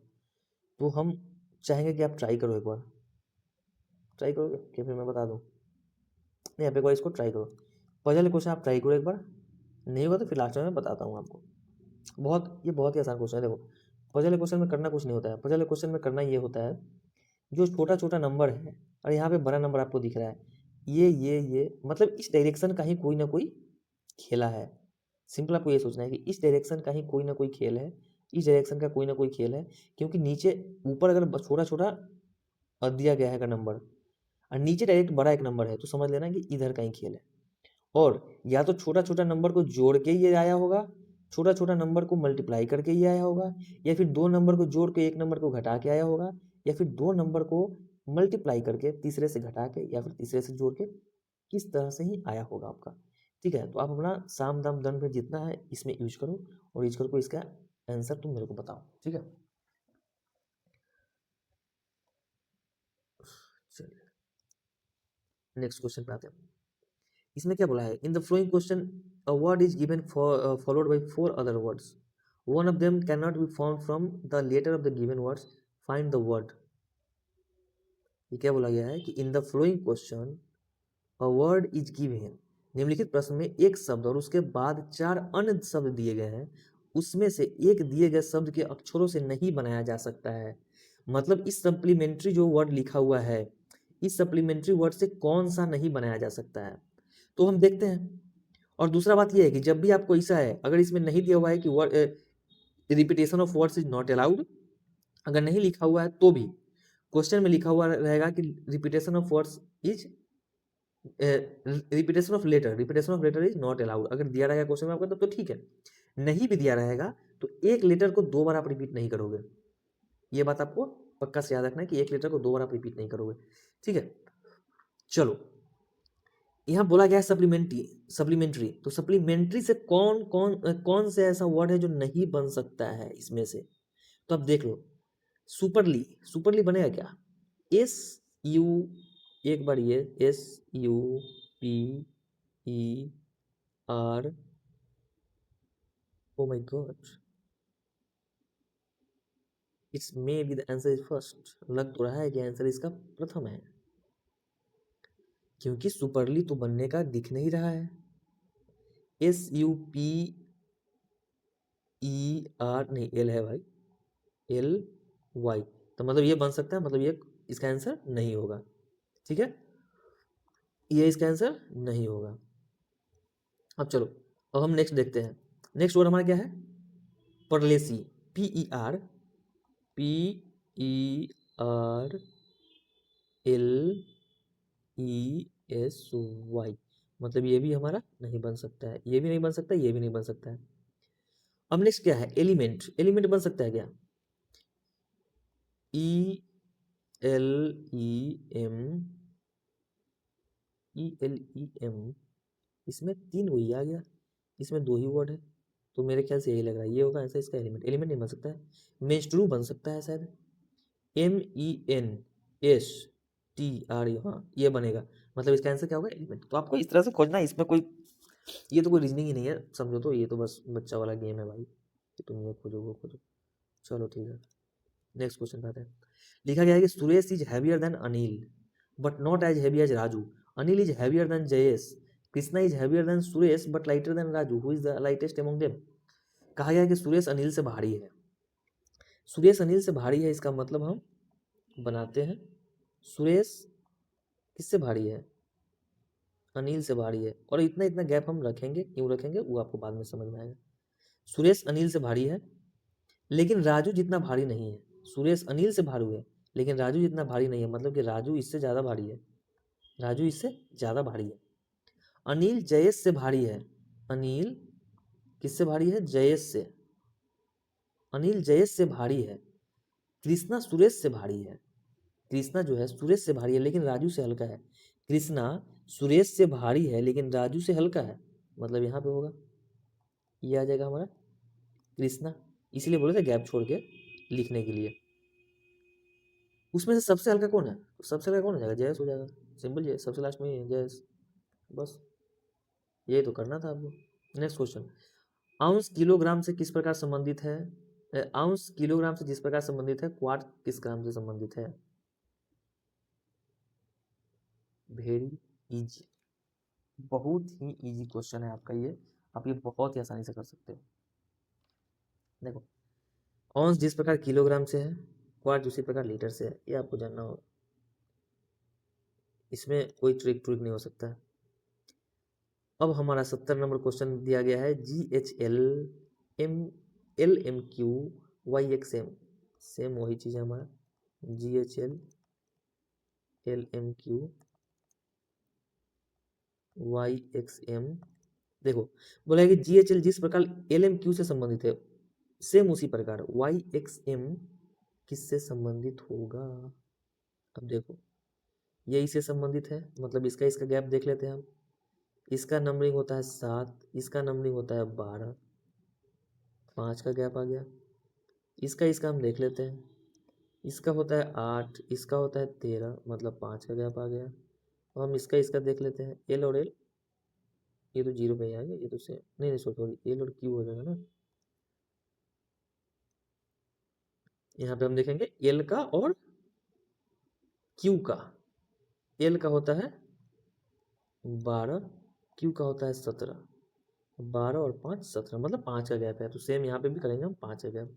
वाई से अगर 5 का गैप ले जाएंगे तो वाई कितना है? 25, एक करेंगे 26 और प्लस 4, मतलब डी, स्टार्ट हमारा डी से होगा, स्टार्ट हमारा डी से होगा। 25 के बाद 4 अगर करेंगे तो हम देखो, YZABCD, 25 26 27 28 29 30, 25 के बाद अगर हम 5 गैप करेंगे तो कितना आ जाएगा? 30, 30 पे क्या है? डी है हमारा, 30 पे हमारा डी, और जैसे ही डी हमारा आएगा हम पहले एक बार ऑप्शन देख लेंगे, डी किसी और में नहीं है, एक में ही है, तो हमारा आंसर हो जाएगा सिर्फ वही। चलिए जी, अब क्या बोला गया है कि इंस्ट्रक्शन 71 से 74 तक के लिए इंस्ट्रक्शन दिया गया है कि in each of the following questions 4 options are given, 3 of which are similar in some way while the remaining one is different, select the option that is different from the other। इसमें बोला गया है कि 4 option दिया गया है, ठीक है। ये चारों ऑप्शन में सब किसी न किसी प्रकार से सेम है, लेकिन कोई एक इसमें डिफरेंट होगा, कोई एक इसमें डिफरेंट होगा। चलो इसमें आपको क्या करना है, इसमें भी आपको सेम करना है। पहले यूनिट डिजिट को ऐड करके सेम आ जाए, या फिर नंबर को मल्टीप्लाई करके सेम आ जाए, या फिर नंबर को डिवाइड करके सेम आ जाए, या फिर किसी नंबर का स्क्वायर आ जाए, किसी नंबर का क्यूब आ जाए, ठीक है, किसी नंबर का क्यूब आ जाए, या फिर प्राइम नंबर हो, इवन नंबर हो, ऑड नंबर हो। ये सब कंडीशंस होंगे, ये सब कंडीशंस आपको याद रखने होंगे। और ये सब कंडीशंस पे सबसे पहले आप देख लेना कि प्राइम नंबर तो नहीं है, इवन ऑड। पहले आप नंबर्स देख लेना कि प्राइम नंबर ये सब तो कुछ नहीं है इसमें, ठीक है। प्राइम नंबर का अगर चक्कर नहीं होगा तो आप इवन ऑड देख लेना कि सारा इवन ऑड एक और तो नहीं है, या फिर सारा ऑड एक इवन तो नहीं है। अगर ये नहीं होता है तो फिर हम यूनिट डिजिट ऐड करके देख लेंगे, उसके बाद हम इसका एडिशन देख लेंगे, ठीक है, इसका हम एडिशन देख लेंगे, इसके बाद इसका सब्सट्रैक्शन देख लेंगे हम। उसके बाद किसी स्क्वायर को स्क्वायर करने का फिर अगर कुछ नंबर ऐड करते हैं तो नहीं आता है, या फिर क्यूब करके कोई नंबर ऐड करते हैं तो नहीं आता है, ठीक है। लिखा भैया चल, तो ये सारा हमारा चेक करने का तरीका हो सकता है, जिस तरीका से हम चेक कर सकते हैं इसको, ठीक है। आप इसको भी एक को ट्राई करो, नहीं तो फिर मैं बताऊंगा, मैं सारा बताऊंगा, मैं सारा छोड़ूंगा कोई नहीं, मैं सारा बताऊंगा। इसके बाद मैं इसको बताऊंगा अगर आपसे नहीं हो रहा है तो, ठीक है। अब देखो, अब देखो ये है 11 132, सेम उसी तरह, सेम चीज उसमें दिया हुआ है, सेम चीज इसमें दिया हुआ है, इसमें भी सेम हम उसी तरह करेंगे, ठीक है। आप ये चीज याद रखना कि इसमें भी सेम हम सेम टू सेम, कुछ भी इसमें चेंज नहीं होने वाला है, सेम उसी तरह हम करेंगे। देखो 11 132, 13 156, 15 180, 16 176। अच्छा अगर हम इसको इस तरह से करें कि 11 को स्क्वायर कर दे प्लस 11 कर ले तो 132, एक तो आ गया। दूसरा करते हैं 13 का स्क्वायर, नहीं 13 का स्क्वायर कितना हो जाएगा 169, प्लस इसमें 13 जोड़ देंगे तो और ज़्यादा हो जाएगा, लेकिन यहाँ पे 56 है, तो मतलब कि ये लॉजिक नहीं लगेगा हमारा, ये लॉजिक नहीं लगेगा हमारा, सिंपल चीज़ है। चलो दूसरा लॉजिक लगा के देखते हैं हम। दूसरा लॉजिक क्या लगा सकते हैं हम, 11 इंटू 11 132। अच्छा 11 इंटू अगर हम 12 करें, 11 इंटू 12 करें तो 132, 13 इंटू 12 कर दे तो हमारा 13 दूना 26, 13 दू 15, 156। ये तो लॉजिक कुछ कुछ फॉलो करते हुआ लग रहा है हमारा। 15 इंटू 12 करेंगे तो 15 दूना 30, 15 3 18, 180। हाँ मतलब ये लॉजिक हमारा फॉलो कर रहा है। 16 इंटू 12, 16 दूना 32, लास्ट में हमारा 2 आ रहा है, यहाँ पे लास्ट में 6, मतलब कि यही हो जाएगा, ठीक है। तो मैं आपको पीछे बताया क्या, तो मल्टीप्लाई करके आ जाए किसी नंबर से, स्क्वायर करके आ जाए, प्राइम नंबर से आ जाए, ऑड नंबर से आ जाए, एडिशन करके आ जाए, मल्टीप्लिकेशन करके आ जाए, सब्सट्रैक्शन करके आ जाए, डिवीजन करके आ जाए, कुछ भी करके आए, लॉजिक लगा के हमें इसको लाना है, ठीक है। और जिसमें आपको सबसे पहले आप प्राइम नंबर्स वगैरह देखेंगे, प्राइम नंबर्स वगैरह देखेंगे, ठीक है। उसके बाद नंबर अगर छोटा है एडिशन, नंबर अगर छोटा छोटा दिया हुआ है तो एडिशन करके देखेंगे। एक नंबर छोटा है, एक नंबर आपको अगर छोटा दिख रहा है, दूसरा नंबर अगर बड़ा दिख रहा है, तो सबसे पहले मल्टीप्लिकेशन करके देखेंगे, सबसे पहले मल्टीप्लिकेशन करके देखेंगे, ठीक है। या सेम अगर सेम चीज अगर रहेंगे तो या स्क्वायर करके देखेंगे, और इसके बाद कुछ अगर ऐड करना हो स्क्वायर स्क्वायर में कि जैसे 121 आया प्लस 11 कर दिए तो 132 आता। सेम अगर वही लॉजिक होता तो इसमें अगर ऐड करना हो तो करेंगे। अगर छोटा के बाद फिर बड़ा है, अगर सेम चीज ऐसा ही है तो यहाँ पे या क्यूब करके देखेंगे और उसमें ऐड या सब्सट्रैक्ट जो भी होगा करके देखेंगे। ठीक है, तो आपको यही लॉजिक फॉलो करना है। आप कोशिश करोगे खुद से बनाने का तो आप जल्दी कर पाओगे, सिंपल चीज है। अब यहाँ पे क्या दिया हुआ है देखिए, यहाँ पे दिया गया है कि 9, 36, 81, 32, 64, 88, 55, 135, 165, 35, 63, 78। इसमें बोला गया है कि ये तीनों नंबर किसी न किसी तरह से, किसी न किसी तरीका से ये तीनों नंबर जो है वो या तो कट रहा होगा मतलब संबंधित होगा। सीधा ये समझो कि 9, 36, 81 किसी न किसी तरीका से संबंधित होगा एक दूसरे से। 32, 34, 32, 64, 88 किसी न किसी तरीके से संबंधित होगा। सेम ये सेम ये जो अगर मान के चलो कि ये किसी नंबर से संबंधित है, ये किसी नंबर से ये किसी तरीके से संबंधित है, ये तरीके से संबंधित है, अगर ये नहीं है तो ऑप्शन तो आंसर हमारा यही होगा। यही बोला गया है कि 3 गो सेम और 1 गो अलग होगा तो कैसे होगा।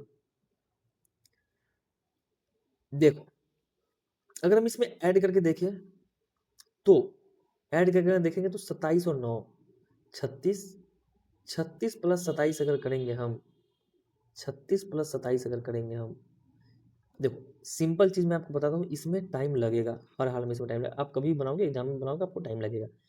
ठीक है, अगर आपका एकाएक कोई लॉजिक अगर पकड़ में आ गया है, ठीक है, तो आप बहुत जल्दी से कर लेना। अगर एकाएक लॉजिक पकड़ में नहीं आया है तो तुम आगे बढ़ना, इसको लास्ट में करना। ठीक है, देखो क्या हो सकता है। जैसे 9, 36, 81, 9 से अगर 36 का गैप हम देखेंगे तो 27 का है। 36 अगर हम 81 का गैप देखेंगे तो 41, 4, 45 का गैप है। 45 का ही होगा ना, 45 का गैप है। ठीक है, तो 27 और 45 ऐसा कुछ लग नहीं रहा है कि ये स्क्वायर स्क्वायर भी हो या फिर क्यूब वगैरह हो, ऐसा कुछ है नहीं इसमें। एक और देख लेते हैं, कहीं क्या पता कहीं सेम गैप फॉलो कर गया हो। 32 से 64, 32 दूना 64, 64 से 88 अगर हम करेंगे 24, 32 नहीं, कोई लॉजिक ऐसा कुछ लॉजिक लग नहीं रहा है। ठीक है ना, ऐसा कोई लॉजिक नहीं लग रहा है। अरे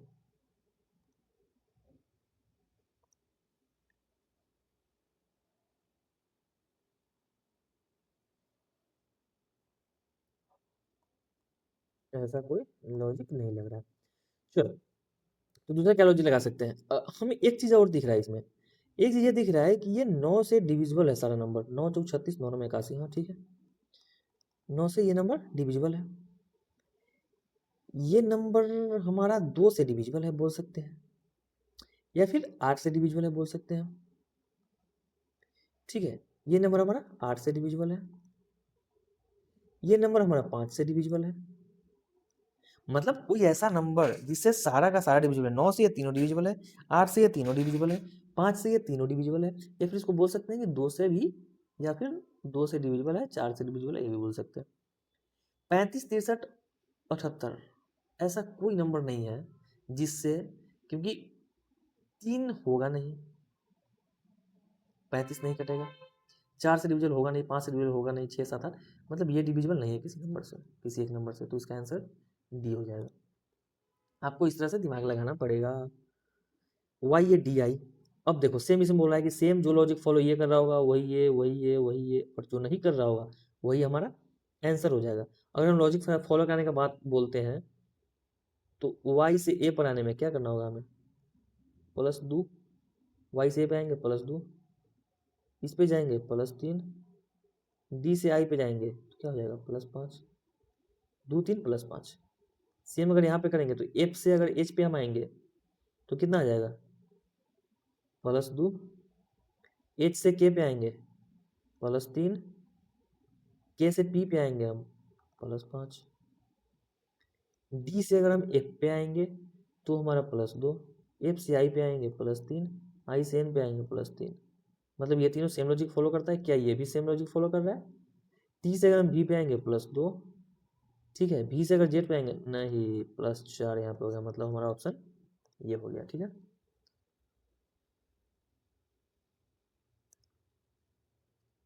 75। अब 75 से 78 के लिए डायरेक्शन दिया गया है कि जैसे ये इससे संबंधित है, ये इससे संबंधित है, वैसे ये कैसे संबंधित होगा, मतलब इसमें भी वही है, ऑड और नॉट का है, ठीक है ना, या फिर रिलेटिबल वाला है कि क्या कौन सा किससे रिलेटेबल है, ठीक है। चलो बैग का लिखा गया है CCBI, बैग को इस फॉर्म में लिखा गया है, बैग को इस फॉर्म में लिखा गया है, इसका मतलब क्या है, बी, अच्छा एक चीज मेरे को समझ में आ गया, क्या समझ में आया, देखो B से C प्लस एक, T से U प्लस, देखो यहाँ पे हो रहा है प्लस एक, यहाँ भी हो रहा है हमारा प्लस एक, तो W से भी आगे जो क्वेश्चन मार्क बोला गया है, W से आगे हमारा क्या हो जाएगा प्लस एक, तो प्लस एक करेंगे तो हमारा पहला आ गया एक्स। अब एक्स हमारे ऑप्शन में दो में है, तो मतलब ये तो हो नहीं सकता है, ये हो नहीं सकता है, एक्स वाला ऑप्शन नहीं होगा। चलो नेक्स्ट देखते हैं क्यू, तो क्यू इसमें भी है, क्यू इसमें भी है, सेकेंड को छोड़ देते हैं, तीसरा मिलाते हैं, सी से बी माइनस एक, एस से आर माइनस एक, अड़ी तो मिल गया, आर से माइनस एक, माइनस एक करेंगे तो क्यू आ जाएगा, मतलब कि क्यू होना चाहिए था तीसरे नंबर पे, तीसरे नंबर पे Q, x x Q already एक दिए हुए दोनों में, एक्स क्यू क्यू, मतलब ये हो जाएगा हमारा आंसर, ठीक है। 76 में देखते हैं, 26 38 128 42 19 122, 26 38 128, ठीक है। अब चलो देखो, इसमें भी तुमको इस टाइप का क्वेश्चन मैं आपको बता चुका हूँ, अभी जस्ट बताया हूँ, तो आप ये आपके लिए हो गया होमवर्क, ठीक है, आप इसको करके देखोगे, आप इसको ट्राई करोगे, अगर नहीं होगा आप मेरे को कमेंट करोगे, ठीक है, मैं करवाऊंगा ये क्वेश्चन आपको। अब देखो यहाँ पे दिया गया लार्वा इंसेक्ट, तो लार्वा जिस तरह इंसेक्ट से संबंधित है, उसी तरह इसमें से कौन है जो उससे संबंधित है, जो सेम इस पैटर्न को फॉलो कर रहा है, जो सेम इस कॉन्सेप्ट को फॉलो कर रहा है। लार्वा इंसेक्ट, लार्वा जानते होगे आप, इंसेक्ट का जो है एक इमेच्योर फॉर्म होता है लार्वा, या फिर अनडेवलप्ड फॉर्म, जो अभी डेवलप्ड हो ही रहा होता है, वो लार्वा होता है। डॉग एनिमल नहीं, ये तो कैटेगरी आ गया, टाइगर पैंथर ये तो अलग चीज आ गया, फॉन डियर, हाँ ये आ गया हमारा फॉन डियर। अब देखो जैसे ही हम ये चीज देखे कि फॉन और डियर आया, ये जो फॉन है ये भी अनडेवलप्ड स्टेज है डियर का, ये तो बायोलॉजी पढ़ोगे तो बना सकते हो, नहीं तो फिर छोड़ दिया होगा, सिंपल। सेम उसी तरह इसमें भी है, ब्रिक बाल, ठीक है, ईंट से दीवार बनता है, ईंट से दीवार बनता है, पल्प से पेपर, पल्प से पेपर बनता है, लकड़ी से फर्नीचर बनता है, मेटल से ओर नहीं बनता है, ओर से मेटल बनता है, तो ये हो गया हमारा 78 का आंसर। अब हम आते हैं 79 पे, how many triangles are there in the given figure, बोला गया है कि इसमें कितने ट्रायंगल है। सबसे पहले मैं आपको बता दूं कि इसमें आपको ट्रायंगल एक ये दिख रहा होगा इस टाइप से, ठीक है, इस टाइप से आपको ट्रायंगल दिख रहा होगा, यहाँ भी सेम इसी टाइप से ट्रायंगल दिख रहा है, इसमें भी सेम इसी टाइप से ट्रायंगल दिख रहा है, इसमें भी सेम इसी टाइप से ट्रायंगल दिख रहा है। अब मैं आपको एक चीज समझा रहा हूँ, कभी भी एक ट्रायंगल के अंदर हाफ डिवीजन किया हो, एक ट्रायंगल के अंदर कभी भी अगर लाइन खींच दिया गया हो, तो इसमें हमेशा तीन ट्रायंगल होते हैं, इसको हम मान लेंगे 1, इसको 2, और इसी 1 और 2 को जोड़ देंगे तो हमारा 3, इसमें तीन ट्रायंगल, मतलब तीन ट्रायंगल कैसे होगा मैं वो भी आपको बताता हूँ। देखो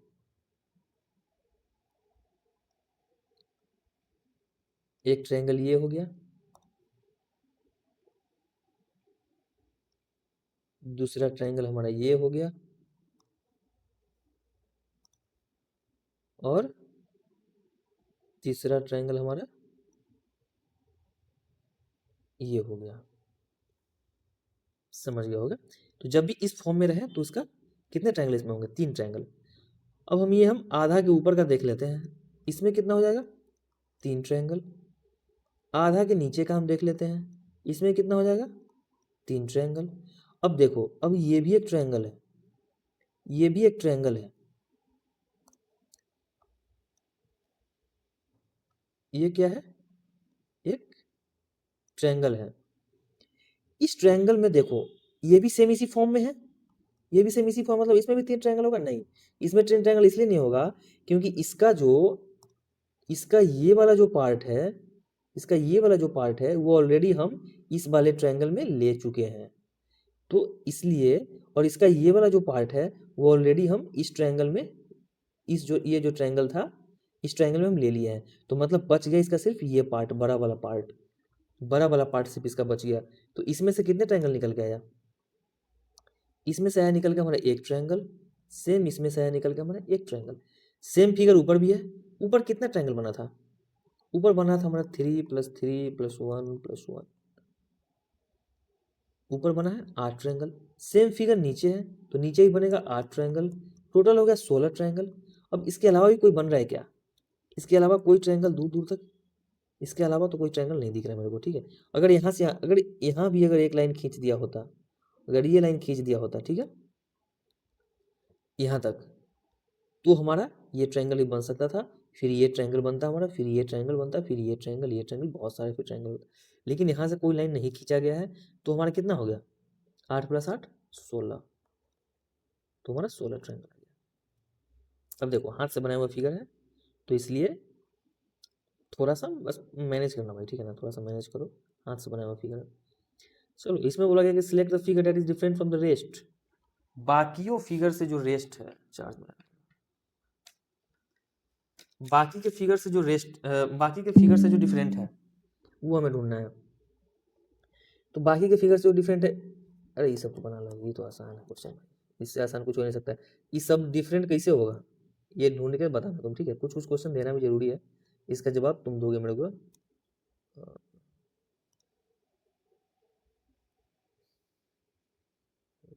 आगे आगे आगे कहा 78 ना, ठीक है चलो। बोला गया चूज द वेन डायग्राम, इसी को वेन डायग्राम बोलते हैं, ठीक है, ये डायग्राम इसी को वेन डायग्राम बोलते हैं। Choose the Venn diagram that best represents the relationship between the following classes, choose the Venn diagram that best represents the relationship between the following classes. बोला है कि ये जो लिखा गया है कौन सा डायग्राम है जो इसका रिलेशनशिप बनाएगा। तो देखो इसको हम कैसे सोचेंगे, इसको हम सोचेंगे इस तरह से कि अगर हम इसको आयरन मान लें, इसको ग्लास मान लें, इसको नाइट्रोजन मान लें, ठीक है, तो सिलोजिज्म में हम पढ़ते हैं जब भी आधा दिया गया, या फिर सिलोजिज्म को छोड़ो सीधे वेन डायग्राम से समझो, आयरन का कुछ पार्ट ग्लास में है, मतलब कि कुछ आयरन ग्लास माने हो सकता है, माने कि आयरन का ग्लास से किसी भी तरह कोई संबंध है ऐसा, या फिर ग्लास का नाइट्रोजन से किसी प्रकार का संबंध है ऐसा, लेकिन ऐसा है नहीं। आयरन और ग्लास में कोई संबंध नहीं है, ग्लास और नाइट्रोजन में कोई संबंध नहीं है, ठीक है। आयरन मेटल है, ग्लास ग्लास है, नाइट्रोजन एक गैस है, ठीक है, तो इसमें कोई संबंध नहीं है, मतलब ये ऑप्शन नहीं होगा। सेम उसी तरह मान लो किसी को आयरन मान लो, इसको ग्लास मान लो, इसको नाइट्रोजन, फिर इसको आयरन, इसको नाइट्रोजन, इसको ग्लास, फिर इसको नाइट्रोजन, इसको आयरन, इसको ग्लास, ऐसे मान लो। तो मतलब है कि छोटा अगर किसी को कुछ मानेंगे, मतलब किसी न किसी एक का किसी से रिलेशन होना चाहिए, तो न आयरन का ग्लास से कोई रिलेशन है, न ग्लास का नाइट्रोजन से कोई रिलेशन है, मतलब ये भी हमारा नहीं होगा। अब अगर हम पूरे को आयरन मान लेते हैं, अंदर ग्लास नाइट्रोजन कर देते हैं, तो भी रिलेशन तो है ही नहीं, तो फिर एक दूसरे में होने का कोई मतलब ही नहीं है, मतलब सब एक दूसरे से अलग है, मतलब इसका आंसर क्या हो जाएगा, डी। अब बोला गया सिलेक्ट दो ऑप्शन, अरे एम्बेडेड गैप है बाबू,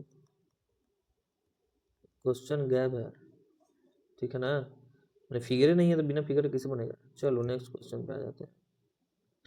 अब देखो यहाँ पे क्या बोला गया, यहाँ पे बोला गया है तनका मोटा लीड ले दे, identify the figure that completes the pattern. ये जो सेम जो पैटर्न है इसमें कौन सा पैटर्न बनेगा कि ये फिगर को आइडेंटिफाई कर दे। जब भी ऐसा क्वेश्चन है कुछ नहीं करना है आपको, सेम टू सेवन आपको मिरर इमेज टाइप के बना देना है कि जैसे ये कंप्लीट हुआ है वैसे इसको कंप्लीट कर देना है। ये कंप्लीट कैसे हुआ है, इसको यहाँ से अगर हम ले आएंगे, इसको अगर हम यहाँ से ले आएंगे, इसको अगर हम यहाँ से ले आएंगे, इसको अगर हम यहाँ से ले आएंगे, ठीक है। अब देखो यहाँ से यहाँ भी आया है, तो यहाँ से यहाँ, क्योंकि यहाँ से यहाँ से आया तो यहाँ से यहाँ आ जाएगा, ठीक है। अब इसमें क्या है, इसमें दिया हुआ है एक ये, फिर यहाँ भी एक ये, तो यही हमारा फिगर हो जाएगा। ये ऐसा फिगर जिसमें होगा, इस टाइप का फिगर जिसमें भी होगा वो हमारा हो जाएगा। ये हो इसी है रे, कवर प्रूफ नहीं है, थोड़ा सा मैनेज कर लेना, ठीक है ना, फिगर के लिए थोड़ा सा मैनेज करना। तो इसमें ये तो लग रहा है ना, ये नहीं, यहाँ पे नहीं है ना, यहाँ पे नहीं है तो ये नहीं होगा। अब यहाँ पे क्या है, ये, ठीक है। नहीं नहीं नहीं नहीं, यहाँ पे ये होना चाहिए, ये भी नहीं है, ये हमारा यहाँ पे डंडा, यहाँ पे, ठीक है। यहाँ पे तो ये है, ये था, यहाँ पे ये है, हाँ। चलो, 3 नंबर आ गया हमारा इसका आंसर।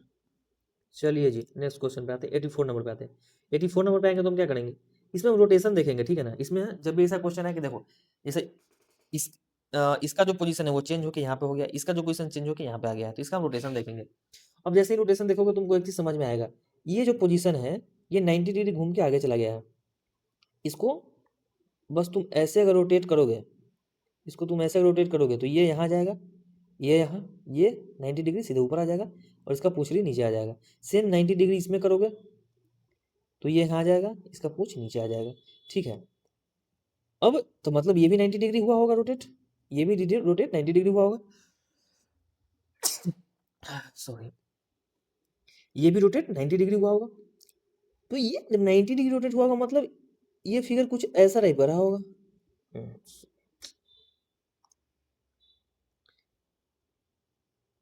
ये 90 डिग्री रोटेट हुआ है तो ये फिगर कुछ ऐसा टाइप का रहा होगा, ऐसा टाइप का कुछ होना चाहिए था ये फिगर, ठीक है। यहाँ और यहाँ यहाँ, ठीक है, यहाँ और यहाँ, ताकि ये रोटेट होके ऐसे हो जाता, ताकि ये रोटेट होके ऐसा फिगर बनता, लेकिन ये उस टाइप का है नहीं।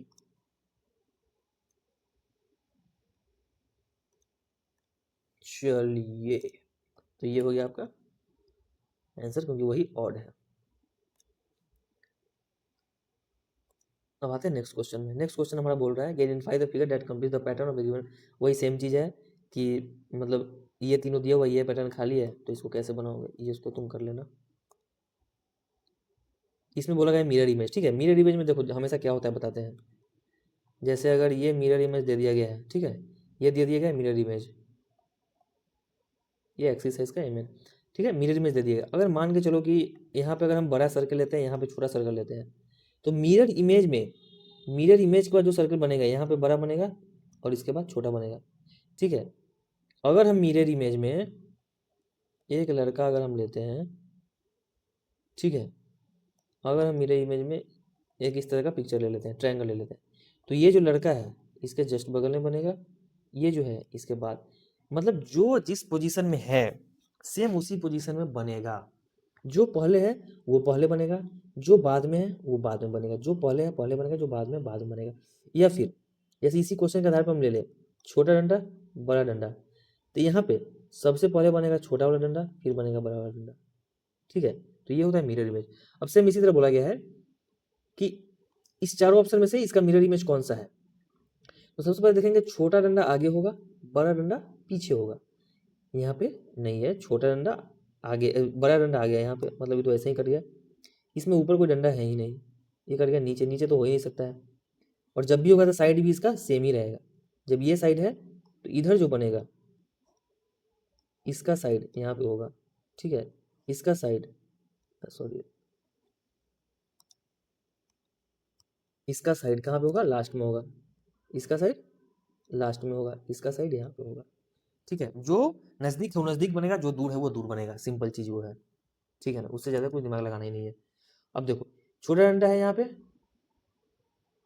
इसको अगर उठा के यहाँ पे रख देंगे तो आगे छोटा डंडा, चलिए अच्छा बात है। पीछे बड़ा डंडा, पीछे बड़ा डंडा, स्क्वायर यहाँ पे रखेंगे उठा के तो बगल में स्क्वायर हो जाएगा, ये दूर तो ये दूर, मतलब ये ही हमारा, ये तो बराबर ही तो होगा ही नहीं, यही हमारा आंसर था। अब चलो ये बोला गया है कि ब्लैंक्स को भरना है, तो ब्लैंक्स को कैसे भरना है, 69 73 77 ऐसे दिया हुआ है।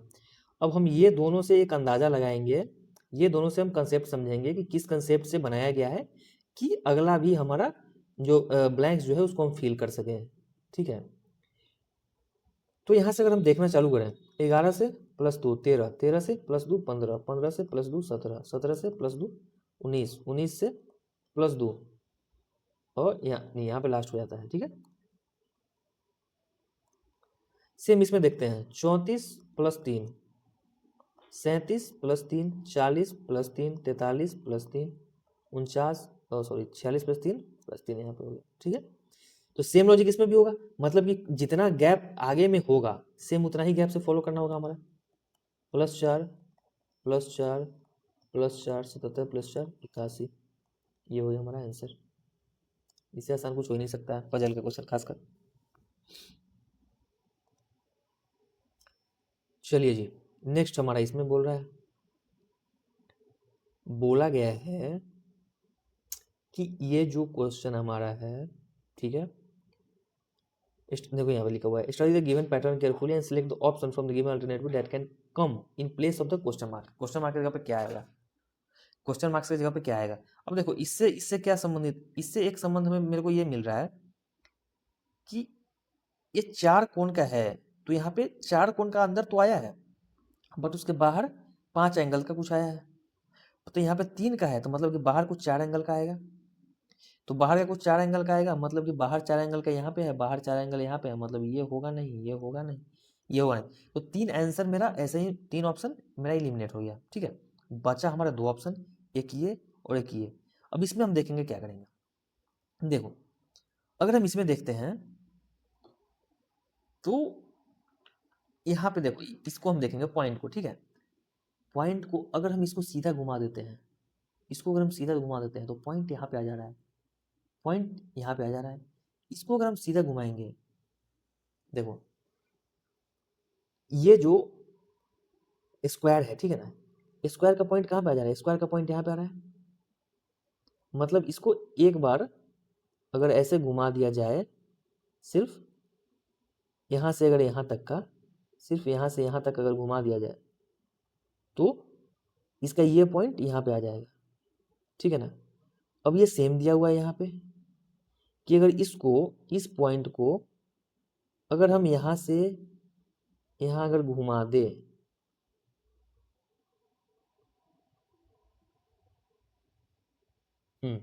इसको अगर यहाँ से यहाँ घुमा दे तो ये घूम जाएगा ऊपर की तरफ, ये घूम जाएगा ऊपर की तरफ, और ये जब घूम जाएगा ऊपर की तरफ तो फिर ये तो हमारा नीचे की तरफ है, तो ये हमारा होगा नहीं, ऊपर की तरफ घुमा रहा हमारा एक ही है हमारा, तो ये हो जाएगा हमारा आंसर।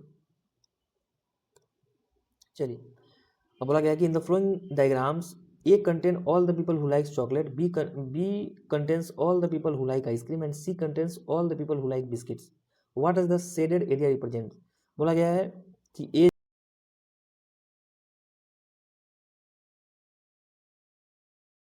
शेडेड एरिया किसको दर्शाता है, ये शेडेड एरिया किसमें है, तीनों में है। इस सर्किल का भी पार्ट है, इस सर्किल का भी पार्ट है, इस सर्किल का भी पार्ट है, मतलब इस सारा चीज को दर्शाएगा। तो people who like chocolate, biscuit and ice cream. अब इसमें बोला गया हमारा in the given figure if triangle represents healthy people, triangle हमारा हेल्दी पीपल को रिप्रेजेंट कर रहा है, rectangle represents the old people, ये ओल्ड को रिप्रेजेंट कर रहा है, and circle represents the men, ये मेन को रिप्रेजेंट कर रहा है। Who are healthy but not old, what is the number of main, number of men मतलब कि मेन होना चाहिए, दैट इज हेल्दी, मतलब who are healthy, number men होना चाहिए, हेल्दी भी होना चाहिए, लेकिन बूढ़ा नहीं होना चाहिए। तो मतलब मेन और हेल्दी जो जो एक ही पार्ट में आएगा, मेन और हेल्दी। मेन का हमारा कौन सा है, सर्किल है, और हेल्दी ट्रायंगल है। सर्किल और ट्रायंगल कोई एक ही पार्ट में, जैसे ये हो रहा है, ठीक है ना, और ये जो ट्रायंगल का जो पार्ट है मान के चलो ये है। अब स्क्वायर मान लो कि अगर हम इधर दे देते हैं,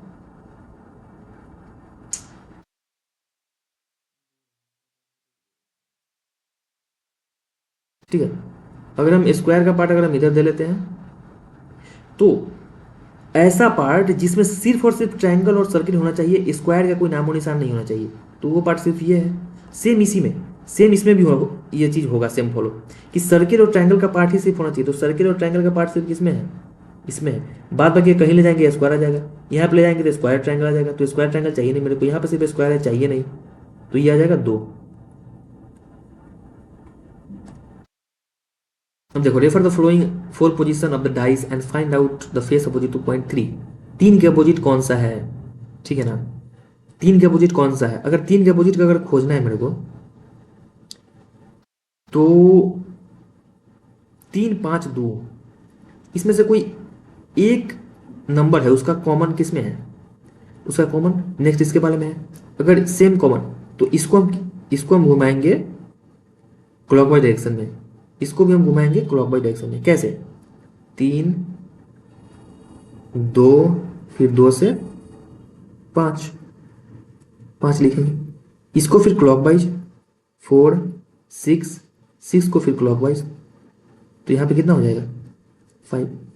अब 5 और 5 कॉमन आ गया, 3 के सामने 4 आ गया, 2 के सामने 5 आ गया, तो ये कॉमन है, तो इसके जगह पे 1 आएगा। और पूछा हमसे क्या गया है कि 3 के सामने कौन है? 3 के सामने 4 है। ये तो आसान था क्वेश्चन बॉस। चलो, independence day was celebrated on Wednesday in the year 1988। 1988 में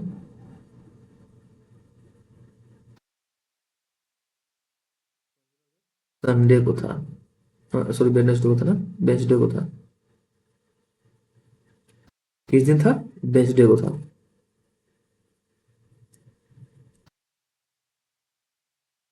वेडनेसडे को था, ठीक है। तो बोला कि उसके नेक्स्ट ईयर में 1989 में, तो ये 15 अगस्त 1989 में किस दिन को होगा, ये बोला गया। अब देखो सिंपल से आपको बताते हैं, अगर सेम डेट दिया गया हो, बस ईयर चेंज हो, तब वो करना क्या है कि अगर लीप ईयर नहीं हो, नेक्स्ट जो ईयर है, नेक्स्ट ईयर लीप ईयर ना हो, तो हम +1 करेंगे, +1 डे करेंगे। नेक्स्ट ईयर लीप ईयर हो, तो हम करेंगे +2 डे, +2 डेज, ठीक है। तो हमारा जो नेक्स्ट जो ईयर है 1989, ये लीप ईयर नहीं है। लीप ईयर से लास्ट का 4 कटना चाहिए। लीप ईयर होने का मतलब है कि लास्ट का 2 जो है वो 4 से कटना चाहिए, तो नहीं कट रहा है, तो ये लीप ईयर नहीं है, ये नॉर्मल ईयर है। तो नॉर्मल ईयर में क्या करेंगे? +1 करेंगे, मतलब वेडनेसडे है, वेडनेसडे में +1 करेंगे, थर्सडे।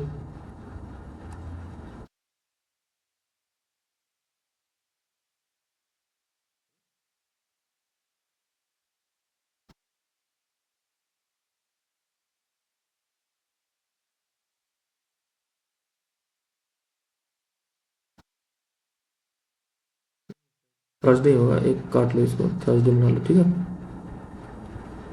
थर्सडे ही होगा। तो ये हो गया आपका ऑप्शन। 93 number question. अब बहुत कम ही रह गया है, ठीक है ना, बहुत कम रह गया है। थोड़ा सा वॉइस का प्रॉब्लम आपको आ रही होगी, ये मैं समझ सकता हूँ, क्योंकि माइक का थोड़ा सा प्रॉब्लम है कि ज़्यादा देर चलता नहीं है। दूसरा माइक मेरे को चेंज करना होगा। तो चलो थोड़ा सा मैनेज करना, बाद बाकी अब बस अब 6-7 क्वेश्चन और बचे हैं, ठीक है। बोला गया है the 15th of June is a Saturday, what is the last day of next month with 31 days. क्या बोला गया है कि 15 जून जो है, 15 जून हमारा क्या है? 15 जून है सैटरडे, ठीक है। What is the last day of the next month? Last day मतलब 31 जुलाई। तो 31 जुलाई को हमारा क्या होगा? अब देखो, इसका 15 दिन बाकी है, जून 30 दिन का होता है, 15 दिन इसका बाकी है, प्लस जुलाई का पूरा 31 दिन, 7 से डिवाइड करेंगे क्योंकि 7 डेज होता है। अब हम क्या करेंगे? 31 प्लस 15 कितना हो गया? 46/7।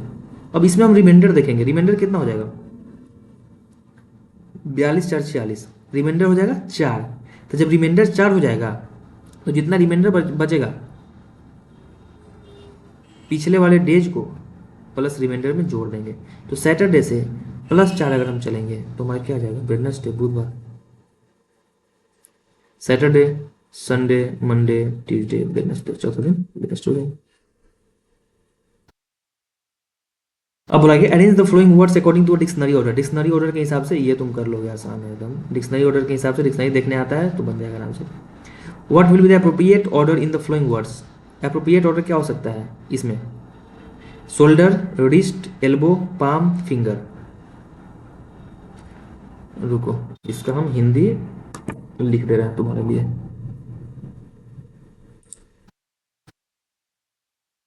इसका हिंदी कर दे रहे हैं हम 1 मिनट में, टाइम वाइम कुछ नहीं लगेगा।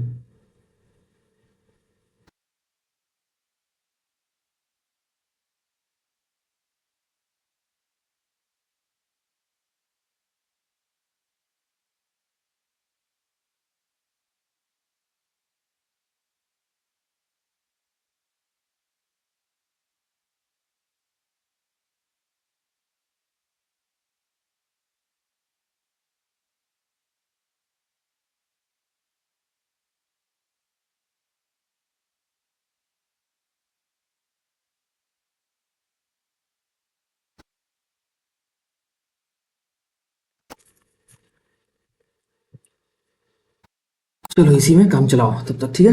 हिंदी कर दिए। सबसे बोला गया है कंधा, कलाई, कोहनी, पाल्म। अरे पाम मतलब होता है हथेली, ठीक है ना। पाम मतलब हथेली। क्या फायदा भाई करीम दियो करके, हथेली और उंगली। तो देखो सबसे पहले हम देखेंगे कि सबसे छोटे, सबसे मतलब कि उंगली से लेके कंधा तक का पार्ट का अगर हम बात करें, सबसे पहले क्या आता है, उंगली हमारा। सबसे पहले हम उंगली ले लेंगे हम, ABCD।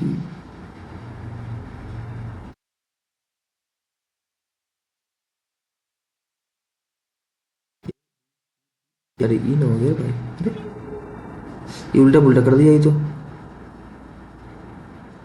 ये ई, अच्छा हम ऑप्शन ही गलती लिखे थे, ये ऊपर चल जाएगा।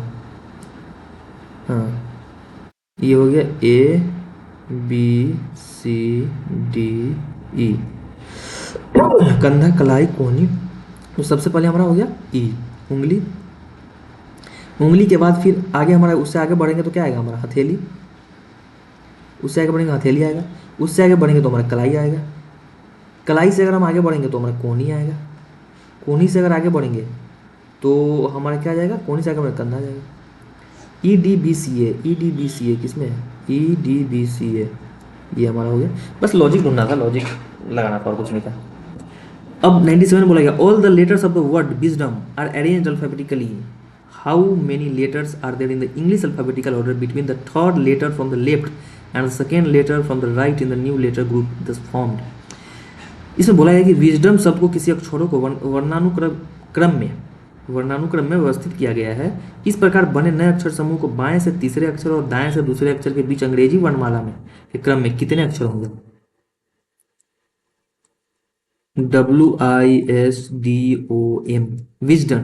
विजडम को पहले लिखेंगे हम क्या बोलते हैं इसको, अल्फाबेटिकली ऑर्डर में। अल्फाबेटिकली ऑर्डर में लिखेंगे, सबसे छोटा क्या है इसमें, सबसे छोटा है हमारा D, D के बाद है हमारा I के बाद है हमारा M के बाद है हमारा O के बाद है S के बाद W। अब कहा क्या गया है कि इस प्रकार बने अक्षर समूह में बाएं से तीसरा मतलब M, और दाएं से दूसरा मतलब S के बीच, इसके बीच में कितना अंग्रेजी वर्णमाला है, तो इसका नंबर कर लेंगे 13, इसका 19, तो 13 19 से इसके बीच में कितना 5 वर्ड होगा, इसके बीच में 5 वर्ड होगा। चलिए 98 है सिलोजिज्म हो रहा। All cards are post cards, all cards are post cards, some post cards are books, all books are novels, all books are novels, ये बोला गया। अब हम इसका देखते हैं कंक्लूजन क्या है। Some post cards are novels, some post card are novels, हाँ सही है। No cards is a book, no cards is a book, no cards, ये हो भी सकता है नहीं भी हो सकता है। कैसे नहीं हो सकता है, इसका दूसरा अगर पॉसिबिलिटी हम बनाएंगे, ये कार्ड्स कर लेते हैं, ये अगर हम करते हैं पोस्ट कार्ड, अगर हम इधर से अगर हम बना दे बुक को, और हम इधर से अगर बना दे नोवेल को, अगर इधर से हम नोवेल को बना दे तो यहाँ पे हो भी सकता है no cards is a book, no cards is a book, ये गलत हो सकता है। कोई कार्ड बुक ना हो, ये गलत हो सकता है, यहाँ से हो सकता है, और यहाँ से सही हो सकता है। तो मतलब हो भी सकता है नहीं भी हो सकता है, हाँ ना के फॉर्म में, तो इसको हम गलत मान लेंगे क्योंकि एक ऑलरेडी में सही हो चुका है। हो भी सकता है नहीं हो सकता है, कर लो। ऑल कार्ड्स आर नॉवेल्स, सभी कार्ड्स नॉवेल्स है, ये तो किसी नहीं से आएगा, मतलब ये गलत है। एक सही है, एक सही और गलत है, तो जो हमारा 100% होता है उसी को हम मानते हैं। तो ओनली कंक्लूजन वन फॉलो। ठीक है।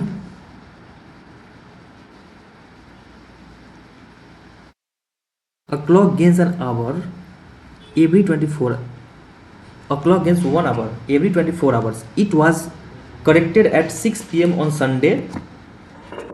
What will be the correct time when the clock shows 8 p.m. on Tuesday? देखो बोला गया किसी घड़ी पे 24 घंटा में 1 घंटा बढ़ा हुआ दिखाता है। 24 घंटा हो जाने पे उस पर 25 घंटा दिखाता है। जब 24 घंटा हो जाता है तो इसमें दिखाता है 25 घंटा। तो बोला गया है कि 6 बजे संडे को 6 PM में इसको ठीक किया गया है। तो पूछ रहा है कि ट्यूसडे को 8 PM में, ट्यूसडे के 8 PM में जब 8 PM ये टाइम दिखाएगा तो उस समय सही टाइम क्या होता रहेगा। ट्यूसडे को जब इस घड़ी में 8 बज रहा होगा तो सही टाइम क्या हो रहा होगा। अब देखो 24 घंटा में ये 25 घंटा का दिखाता है, मतलब संडे से जैसे ही मंडे के समय में आएगा, संडे से जैसे ही मंडे में आएगा, ठीक है, तो मंडे के 6 PM में ये कितना दिखा देगा, 7 PM दिखा देगा। क्योंकि 24 घंटा होते रहेगा तो 1 घंटा आगे दिखाएगा। तो 24 घंटा के बाद इसको होना चाहिए था 6 PM, लिखा दिखा देगा 7 PM। और मंडे से अगर ट्यूसडे को आएंगे तो मंडे से ट्यूसडे में फिर 1 घंटा बढ़ जाएगा। तो जिस समय 6 बज रहा होगा उस समय अभी ये 7 दिखा रहा था, उसके बाद फिर कितना दिखा देगा, ट्यूसडे को हमारा दिखा देगा 8 PM। तो ट्यूसडे को जब 8 PM दिखाएगा लेकिन उस समय सही टाइम क्या होता रहेगा, सही टाइम तो हमारा 6 PM ही होता रहेगा। क्योंकि यार 24 घंटे में 1 घंटा बढ़ रहा है तो 28 घंटे में 2 घंटा बढ़ जाएगा, तो 6 से 8 हो जाएगा। Tuesday 6 PM। अब ये हमारा 100 number question, last question. One morning a man was doing yoga, his head down and his feet up. If he was facing south in which direction would his right hand be. देखो फिर वही same चीज है, east west north south. देखो बोला गया है कि इसका पैर ऊपर करके, जैसे यहाँ पे खड़ा था, पैर ऊपर करके सर नीचे करके खड़ा हो गया, पैर ऊपर करके सर नीचे करके खड़ा हो गया। अब देखो अगर ये पैर इसका सीधा भी होता, पैर इसका सीधा भी अगर होता, अगर सीधा ये पलट के ऐसे खड़ा हो जाए, सीधा ये पलट के ऐसे खड़ा हो जाए, तो भी उसका हाथ का पोजीशन तो सेम होता ना, राइट यही होता, राइट यहाँ भी यही होगा, लेफ्ट यहाँ भी यही होगा, लेफ्ट यहाँ भी यही होगा, हाथ का पोजीशन तो नहीं कटेगा। बोला गया he was facing south in which direction would his right hand be. तो नॉर्थ जैसे ये स्टार्टिंग में खड़ा होगा तो नॉर्थ इसका राइट में रहा होगा ना, स्टार्टिंग में जब ये खड़ा रहा होगा तो इसका राइट हैंड किधर, ईस्ट में रहा होगा, राइट हैंड इसका ईस्ट में रहा होगा। तो अभी भी इसका राइट हैंड किधर होगा, चाहे किसी डायरेक्शन में, मतलब नॉर्थ साउथ में से किसी डायरेक्शन में हो जाए, अपना सर सिर्फ नीचे किया, सर सिर्फ अपना नीचे किया है, हाथ ऊपर ही रखा है, तो क्या हो जाएगा, इसका भी ईस्ट ही हो जाएगा। चलो ये हो गया आपका ऑप्शन। और ये था हमारा लास्ट क्वेश्चन। तो आप यहाँ तक आ गए हो तो चैनल को सब्सक्राइब करना ना भूलो, क्योंकि चैनल सब्सक्राइब करो और भाई शेयर करो, जितना हो सके अपने दोस्तों के पास भेजो, ठीक है ना। जीएस पोर्टल फॉर यू को, ये आपका ही चैनल है और जितना मेहनत कर रहे हैं आप वो मेहनत देख रहे होंगे कि इतना लगातार इतना घंटा क्लास लेना। सबसे पहली बात ये इस नए चैनल पे, ठीक है ना, प्रैक्टिस सेट लाना एडीओ का, ठीक है, 50 क्वेश्चन कराना एक बार में, मतलब 50 क्वेश्चन टाइप भी करना होगा। और मेरे पास कोई टाइपिस्ट नहीं है भाई, ठीक है ना, टाइप भी खुद से करते हैं हम, सारा कुछ खुद से करते हैं, ठीक है ना। जितना भी पीडीएफ बना है वो खुद से बना हुआ पीडीएफ है। तो इस मेहनत को थोड़ा सा सराहो। कुछ कमी अगर लगता है आपको मेरे पढ़ाने में कुछ कमी लगता है आप वो बताओ, अच्छा लगता है वो भी कम्प्लीमेंट करो, ठीक है। बाद बाकी आज के लिए इतना ही। जय हिंद जय भारत। और थोड़ा सा माइक का इशू हो जा रहा है, इसके लिए सॉरी कि माइक थोड़ा बहुत ज़्यादा दमदार नहीं है हम लोग के पास, तो कोशिश करेंगे कि जल्दी माइक खरीद ले, लेकिन उसके लिए पैसा होना भी ज़रूरी है, जो कि थोड़ा सा चैनल बड़ा हो तो मैं भी शायद हो सकता है, ठीक है ना। चलो बाद बाकी आज के लिए इतना ही। जय हिंद जय भारत, वंदे मातरम।